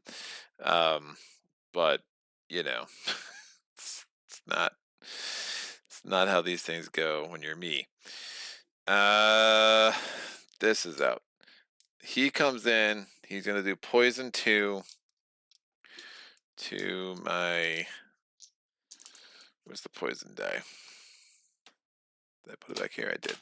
He's gonna put poison 2 on the falcon.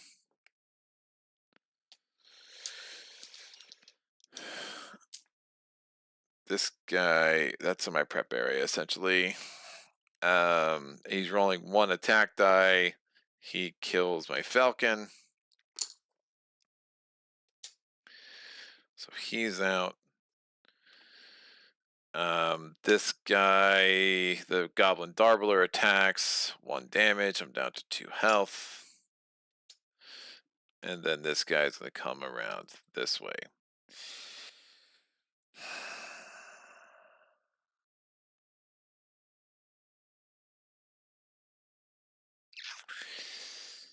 Yeah, there's not much I can do here.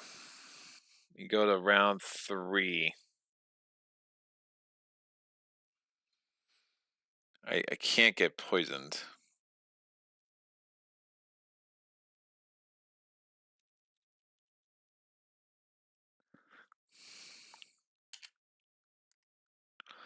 If I go here, that's 1, 2, 3, 4. That's all my decks. This guy will go 1, 2. Again, I pretty much always move toward the center by default. There's this one late to not cheese this game. 1, 2, 3, 4. 1, 2. And then a goblin mutant's going to attack with 1 die. He bones. There we go. Round 4. It's a step in the right direction. I can go 1, 2. Gonna just try to get away from this clown. I can roll 2 attack dice against the goblin darbler. I got 2 damage on him. Not what I was hoping for. I was hoping for 3. He's going 1, 2. That's the only way to get to me. And then they both attack me for 1 die each, and then I'm dead. Yeah! That was gross. Yeah, I just don't know how you're going to be competitive losing out on 2 training points. I don't know if I really want to run it back on video either, though. It takes a minute.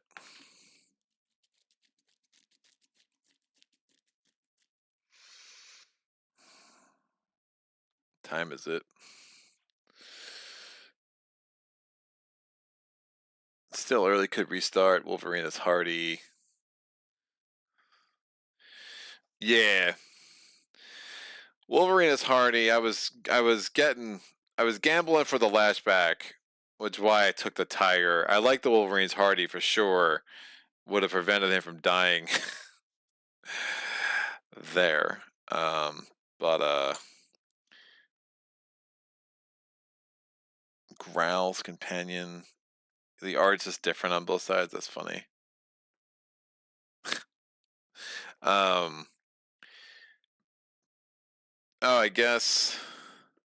Oh, so the one side you have to use a die, the other side you don't. That's cool. I get it.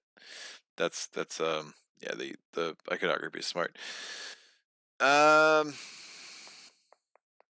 Yeah, the lashback would have killed again. The lashback kills a 10-foot. Then I have an attack with 2 dice. Like that's just like a really strong swing. And I think I can survive all of it. But the 2 is just really bad. Yeah, I'm definitely not looking to restart this at 7:30, having gone through 4 days. So I think we just play it out and kind of hope for the best, right? So I did on. I mean, I already changed around my dice. Because I just think this was a more logical playthrough. So we'll take Tiger, we'll take the Falcon. This is out. It was not successful, so I don't have to draw from the loot deck. So whatever minimal advantage that is, which is not much. This is just going to come out. We're going to go to day 5. Remember, we only have 3 progress. We need to get 3 more before we can attack this crazy lady. These guys were not defeated. This is going to the bottom of the mech pile. And these 2 are going to go on the bottom of the 1-point baddie piles. These come out.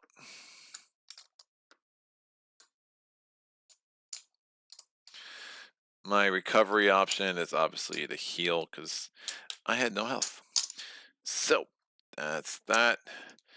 This poison die will just stay over here. We are going to roll the die. I think there were 7 left.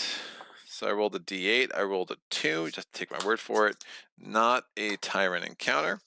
As seen on Too Many Bones, or TMB. So whatever that means. It's a quiet day, and I hate quiet days. As my raft floats down the river, I concoct a cross-training program of my own design. A way of building muscle, strengthening the skeleton, and improving core strength that caters specifically to the gearloc physique. I call it Bonaflex. Or Boneflex. I try out a few reps and I feel the burn. There may be something to this. Then again, I don't want to be the one of those people who's always talking about their exercise regime or exercise regimen. Maybe the best workout is the old-fashioned one. I don't need to be the strongest gearloc dealer. I just need to be the stronger than the guy I'm punching. This is not great. I'm not just a creator of Bowflex, I'm also a client. Gearloc must choose and roll up to 8 dice from a combination of their skill, attack, and defense dice. They may re-roll any number of the dice once. The Gearloc gains all rewards matching their result. +4 damage, +3 defense. During the next battle setup, place a bleed effect die on the first baddie to enter the battle mat. +4 bones, +3 damage at the start of your next battle. Add 3 bones to your backup plan, +3 bones, +3 damage, +2 defense. Get a training point. Counter checks have achieved. The Gilly successfully rolls one of these outcomes. Problem is, I would only have 5 dice to roll, so that would well, 6 dice to roll. I would have 6 dice to roll, kids. That seems like not happening. Or I can get 2 loot, which is really pointless. But I'm never getting 3 bones, 3 damage, and 2 defense. I only have 1 defense die. So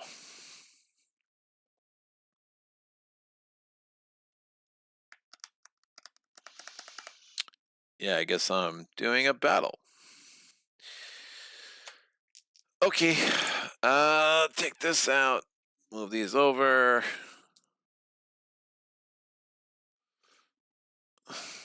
Round 1. This comes here. Baddie points is 5, including a Krellin. Oh. You know what? Let me use hearing sensor. I need to get 2 training points. I think it would have been smart to use that. So I have this as one option. Put them back on top in any order. Yeah, let me see what the other option would have been. So I'll roll a d6 now. There's only 6 cards left in there. It would have been 1, so the bottom card. Much Ado About Hunting. Yeah, this is going to give me 2 training points. I need training points. We'll come. You'll be next. I get to put you on back on any order, so you're definitely going to be next. So I'll just put that face up so I don't forget. And now we have this. So, Much Ado About Hunting. It all tastes so gamey. The jungle teems with life, but none of it is all that appetizing after roasting on a spit. Aiming carefully with my bow, I hope that perhaps this little beast tastes half as good as some gobby jerky, but my arrow bounces off of it with a loud metallic clank that not only alerts the mech I've attempted to feast upon, but also activates an entire security system embedded in the foliage. In the foliage. My wife laughs at me because I say foliage a lot because I can't speak. Turrets, microshields, and EMP grenades pop up from the ground. There are no allies to be found, and the security checkpoint looks to have been abandoned a little while back, but thankfully, I can make use of these armaments. Baddie points. Add 4 mechs. The Tempest. So baddie points is 5 plus 4 mechs. Gearloc has surprise during your turn. Skill dice can be used normally or they can be thrown. Exhaust without applying at any mech on the battle mat. A thrown skill instantly defeats a mech and deals 2 damage to units adjacent to it. Can you only throw skills that are reliable? That are rollable. Exhaust skill after use. The comedy of barriers. Battle queue is just 12 mechs. Gearloc has a barrier that absorbs the first damage dealt by all baddies before removing defense dice above HP for the entire battle. If successful, you may find special encounter council labs. Research development placed it on top of the encounter deck. Interesting. All right. So, great. We will do the former. So we're going to get a 5er. Oh, I could examine something. I don't know if I did that last turn. I'm pretty sure I did. I will examine the top mech. Assault and Careless. Assault, its number of attack dice is equal to its... Oh, and it's ranged? Yeah. No. I'm cycling you. Assault, it rolls a number of attack dice equal to its health, and then it's ranged. And it starts with 4 health, and that's just insane. So we're going to get 4 mechs. We're going to get a 5-point baddie. Remember, mechs are always last. The 5-point baddie is going to come in to play. It is the Shadow Keeper. It has Daze and Poison 3. Daze just means I can't move, right? Yes, correct. Sometimes I know what I'm talking about. So, 7. Nope. I should not be here. Mechs do not live on the water. Alright. So, this guy is coming hither. Now, 4 mechs. Remember, I can just throw dice at the mech and just automatically defeat it. He's in lane 1, so he's going to be first because that's the orc in a box effect. So I might as well just give him a 6. There's round 1. I'll roll my any die now. It's also a 6, but I am not first because there's an orc in a box. Don't forget it. All right, we have lane marker. So the mech is going to go in 3. Treasure Disruption. Disruption is advanced rank kind of bull. What?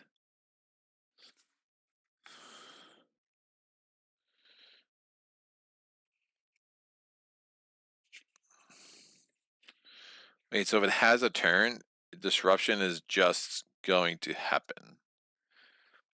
That's horrendous.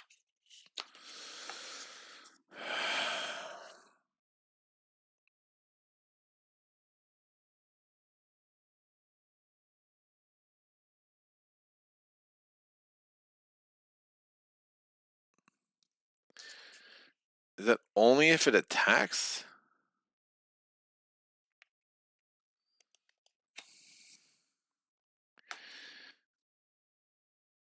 So it's Doomba, and then it has a disruption, but I don't know if that triggers only if it attacks or if that's just going to trigger. It's really... Because usually disruption was like a... It was a backup plan for the baddies.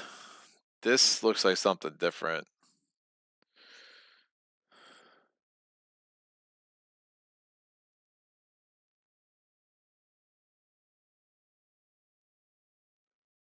think that just always triggers. So we're gonna be in.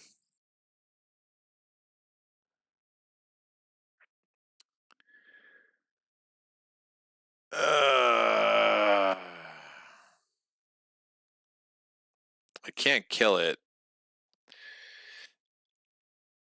So we're gonna be in fatigue rounds. Oh, I can kill it. I can kill it. Alright, that's fine. If it has a turn, we go to fatigue rounds, and that's really bad. I can kill it. I would not normally be able to kill it, but I can kill it this time. So the next mech's gonna go in 6. This has bribable. It is SMART. Bribable. You can discard a loot to immediately take an extra turn for this unit. I cannot discard that loot because of the rules of the Goblin Queen. I'm gonna get the lane 3 marker. This sucker's only a 1, 2 attack dice. It starts with 3 defense. So 2 defense here, 3 defense here, and 5 health. And what? I rolled a 6 for that. And it's ranged. Woof. That's special. And the last one coming out is, where's the purple die? That's a 3. Last one coming in is going to lane 1. It is flight and intense 4. It attacks the 2 strongest range. Return fire would be amazing right now. What do I know? So we're gonna ridiculous. So 1, 2, 3. I don't active. Yeah, that's right. So this goes here. Intense 4. What the hell's going on? You lose that many bones. So basically, just put all your bones back. Who put the bones back? Woof, woof. All right. You're welcome for that amazing rendition of whatever I was singing. This is super interesting, kids. I have to kill this one first because he's a jerky jerk. So I'm gonna go. Oh man, what was it? Once per turn? It was once per turn, right? During your turn.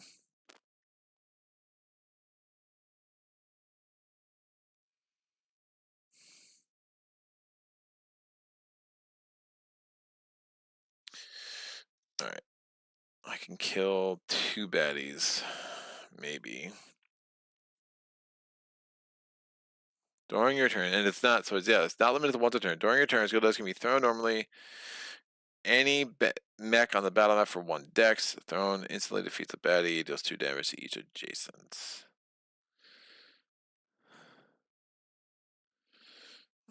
Exhaust skill for use. He's attacking the 2 strongest. Of course he is. I mean, I'm tempted to throw all 3 of my skill dice in the first round. Poison 3 is super special. That absolutely kills me.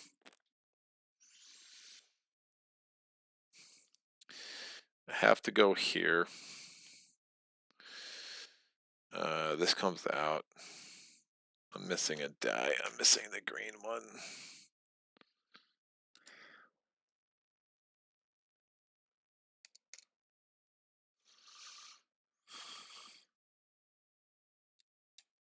This is 4.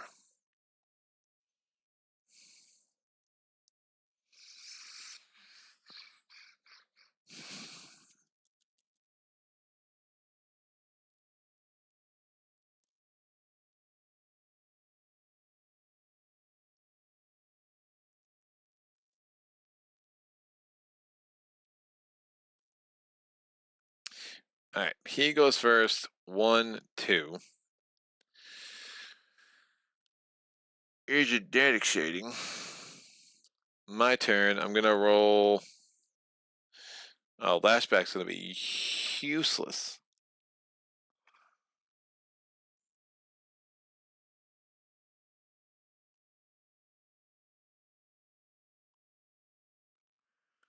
Oh, I'm a unit, ain't I? Ah, that's so bad. I am a unit. So if I kill him, I take 2 damage immediate. But I have to kill him.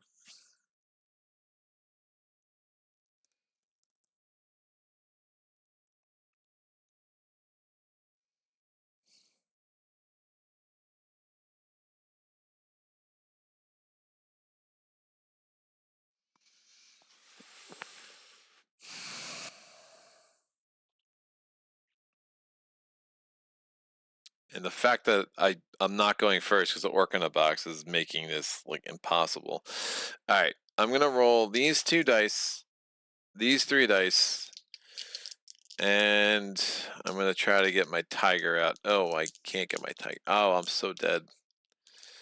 I am so dead. Oh, I was gonna have flight next turn. If I'm really dead. Yeah, I can't make this work. Funny thing is, if I had 1 more skill die, I probably could.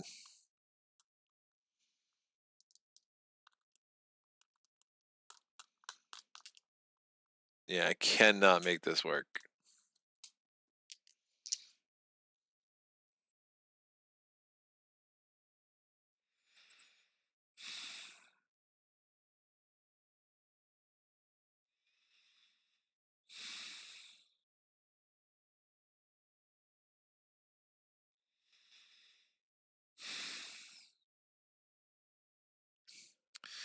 This should be a 2.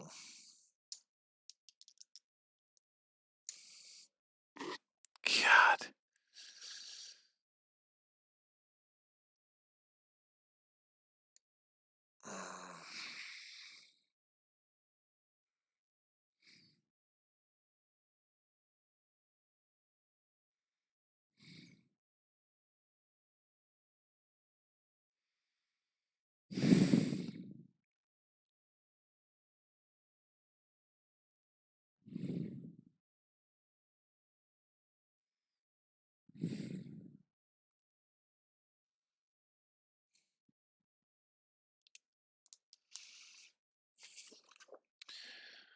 When I put a pet, place adjacent, I can put a pet in diagonal position,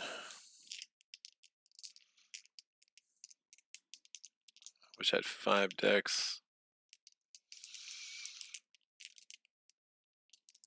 If I had a 4th skill die, I could kill these 3 and put a pet out to absorb the poison. The fact that I don't is really bad. I can't take the poison. It's going to kill me. If I kill him, I take 2 damage, and then he poisons me, and I get poison 3, and I'm dead on my next turn. So it's almost like I have to leave one of these guys alive. If I leave him alive, he's rolling 2 dice at me, which is pretty gross. If I leave him alive, we go to fatigue rounds, and I can't really afford that. I leave him around, like, whatever. He's just rolling 1 die, but then I have to kill that guy. And that's 2 damage right off the bat.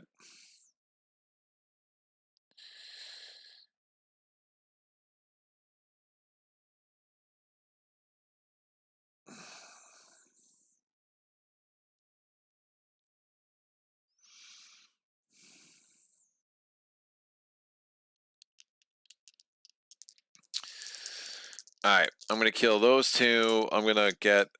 My target is going to be this guy. So I've got to knock... Oh, he would have rolled a defense die. 1 shield, so maybe that's a dumb target. My target will be this guy, and I'm going to put the tiger out. Why the tiger? I don't know. Feels like an amazing idea. Well, the tiger does not come out. The tiger instead is going to be a bones. The bones doesn't do anything for me, so I am super dead.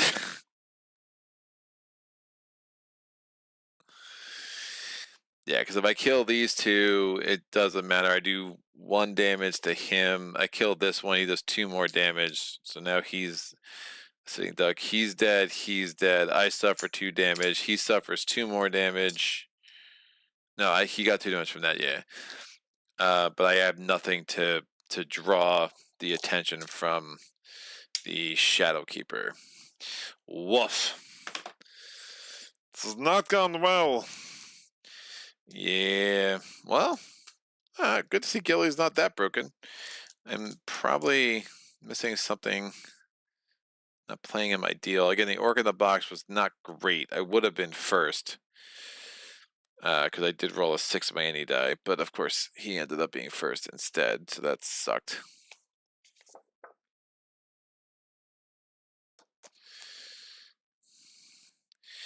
You know, it's kind of rough the way it comes out. I mean, again, there's like that snowballing part of too many bones. With if you don't, especially legendary, if you don't go well early, and I know I could not play on legendary, but my problem with not playing on legendary is I find it snowballs to the good so many times that I just find that there's like no tension, or not enough tension for what I'm looking for. So I did not get revenge on the Goblin Queen. I'm pretty sure we're just gonna cut this right now. I'll come back to Gilly sometime this week now that I actually have a better idea of what's happening, and we'll just kind of take 2. Unfortunately, I don't have the time I used to where I could kind of let this rip one more time. Again, just starting as late as I am, you know, it's going to be a little bit different, but this was interesting. To say the least, it was interesting. I really dig some of the ideas here. It's just a matter of kind of getting them to come together, and yeah, maybe you start with the traps. I don't know, man. The traps are deal true damage to move unit to an adjacent lane of trap position if open.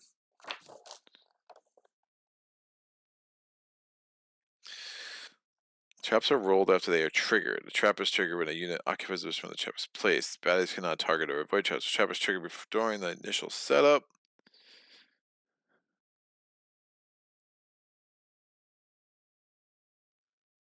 Then it's exhausted.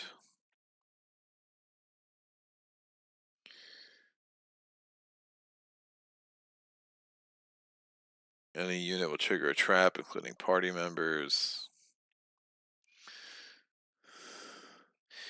The mischief was a little rough too. I mean, we weren't able to really get our bones going. We never got any of our consumables.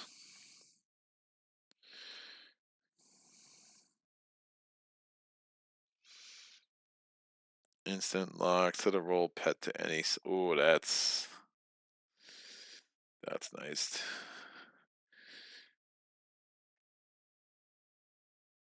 That is on. Yeah, we never got this command die. But that's on bait. So if you get bait, what's that? Pet reroll. So if I roll a bait die, then all these things. Interesting. Instant or locked. Extra mech log. That's a lot of bones. That could have been helpful. In the zone's kind of weird. I like marked enemy, but that's a bit. You got to go down the entirety of the ranger profession to kind of get that out. Rut's interesting.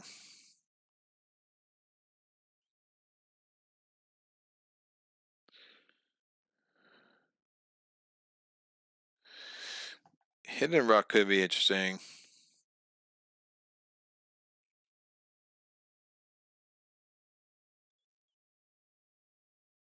So if I get hit and rut, I can have it out during setup and kind of give myself a buffer.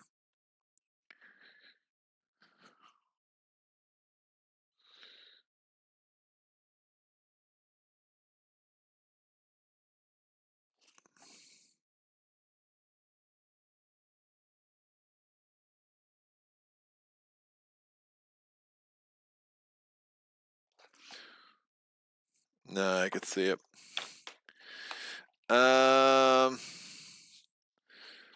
Ability trigger when activated, you ignore first damage. No, I did the other one where I was throwing the skill dice. Your opponent will be boned. I think Gilly is very fine. It seems glass cannon-y to a degree.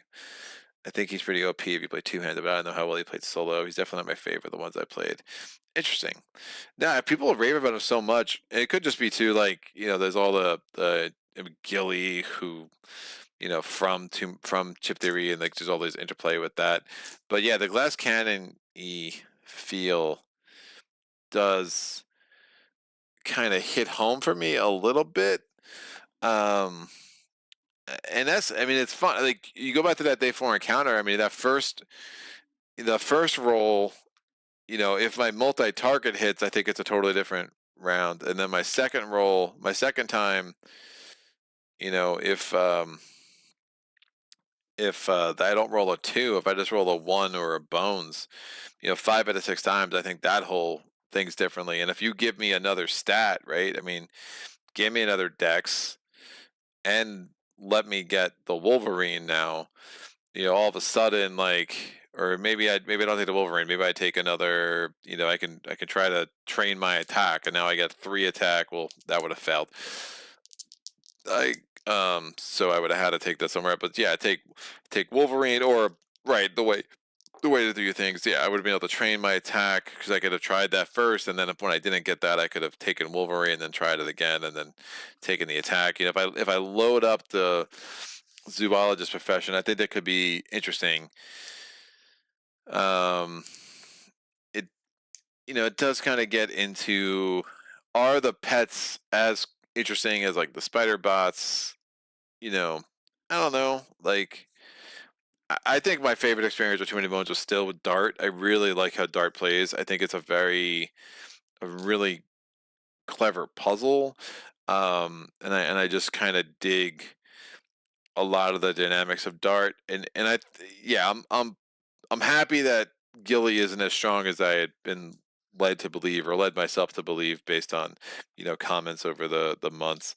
But I'll be back. I'll give it one more try against the Goblin Queen. I am still eager to get the revenge. I am curious to see what the Goblin Queen's bodyguard is all about. But yeah, unfortunately, it just can't be today. I'm picking the Orc in a box. I mean, I know there's 30 loot in there. And 8 of them are bad, but picking a bad one right off the jump, was pretty gross. That did not help, and especially that bad one. Like, that bad one is really terrible. I had all the aces in here.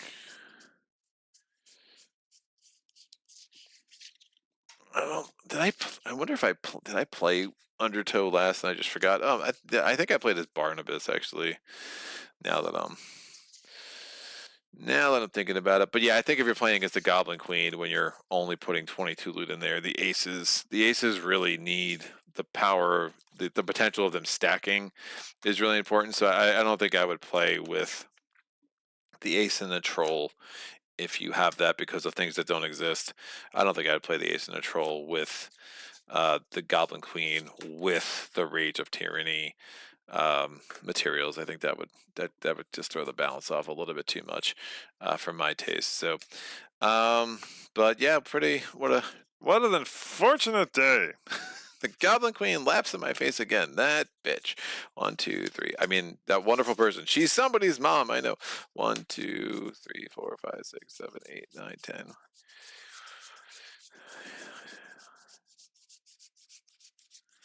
Yeah, just making sure I had all that right. So we'll be back. I don't know. We'll see. Maybe sometime, maybe like Thursday or Friday, I can get this back to the table.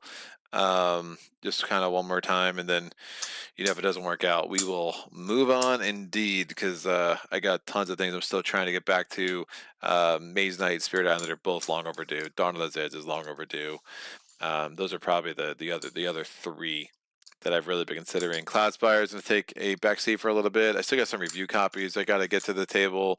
Trailblazers, I'm getting a copy of Apiary. I might be getting a demo copy of, I'm forgetting the name of it, but it'll come back to me next time. Rock Banner stuff, I'm definitely doing a live stream of Merchants of Magic during their crowdfunding campaign for that. It's probably my favorite roll and write.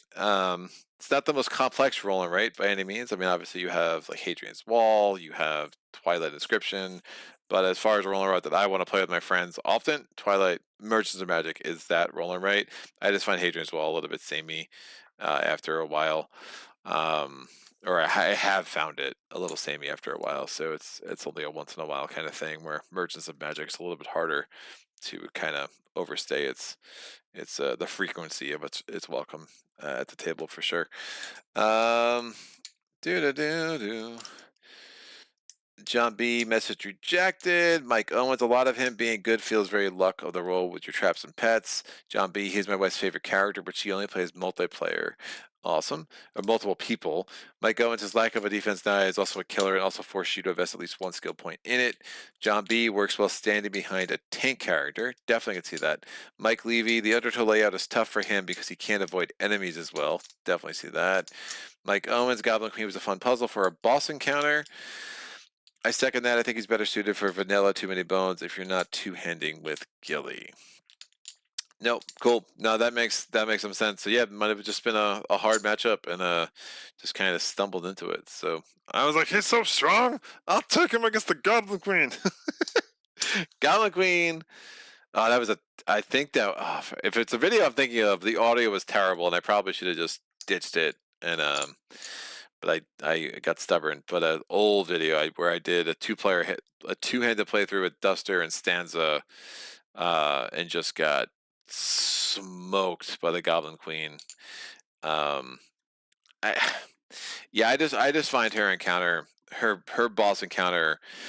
I would not mind. I would think it's a fun puzzle, except for the fact that her tyrant die is so unbelievably punishing, where either you're bringing the guard back if you've killed him, which is brutal to get him back, or just doing 3 damage, 4 damage, or 2, 4, 6 damage on one position.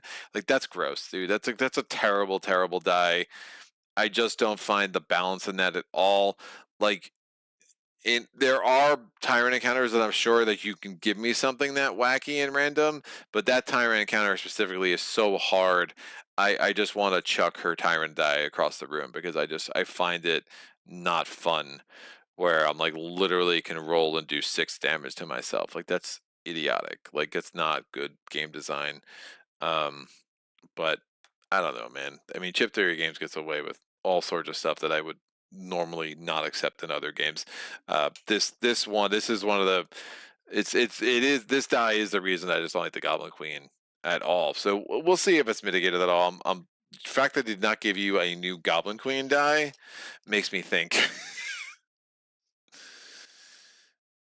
This is better. Shockwave, place a weaken 2 effect die on every gearloc with number of hit points or more. Oh, that's way better. Oh, that's so much better.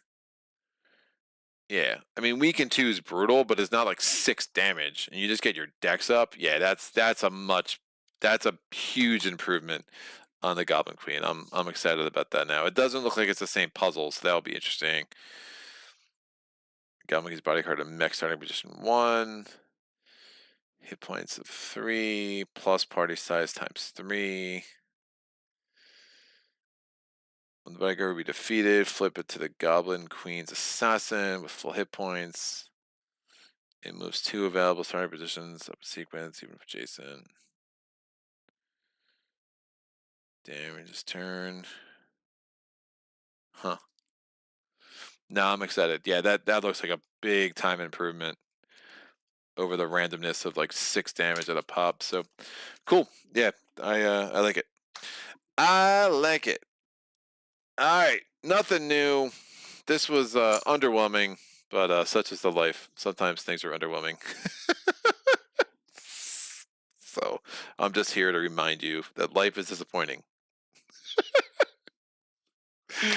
Oh man, this game, it had been too long, so I'm glad to get back to it. I'm gonna go watch the rest of the Orioles game right now because that's a thing. I assure you, you will see more, not as much as you used to, but you will see a titch more of me when baseball playoffs are over, or at least when baseball playoffs are over for the Baltimore Orioles, which hopefully is in like the first or second week of November. Is my goal. So. That would be nice, but I will try to get back on the channel one more time this week. We'll give this more another go. Hopefully, have a better showing. And if not, we will absolutely just live with it. Michael, on sometimes Team Inhibit just gives you a swift kick in the balls. Yes. Yeah, and when it's a tyrant encounter and you just did 6 damage to me because for no reason, like it is like the Goblin Queen was like the only tyrant I would consider just trying to face if I have 1 or 2 days left. But I'm just chasing those training points, because that's where this game gets really interesting, right? Like, is the more the skill dice you can get out, the more options you give yourself, and the more stats you have. So unfortunately, we got there a little bit. You saw me kind of muddle through and try to figure out a strategy. I do one wholeheartedly agree with John that the bird is useless, so we will not be using the bird again. But maybe we can get the tiger and the wolverine out, or get the. I really like multi-arrow. Maybe we get the tiger, multi-arrow, and I'll start exploring the traps and see what I can do. The command die gets. I mean, one of the things with the falcon, right, is that when you get all 3 of those out, that command die is just going to give you a guaranteed hit that you're going to like every time. Like, that's really strong. Yeah, that's really really sick. Some really cool effects there for sure. So, we'll see if I can get that puzzle all sorted out. The next time we get back to here. So, I'm gonna go accept my swift kick in the balls, and thank you so much for joining. Questions, comments, epiphanies, thoughts, strategies, things that I'm missing about Gilly, how you would have played this differently, please put them in the comment section below.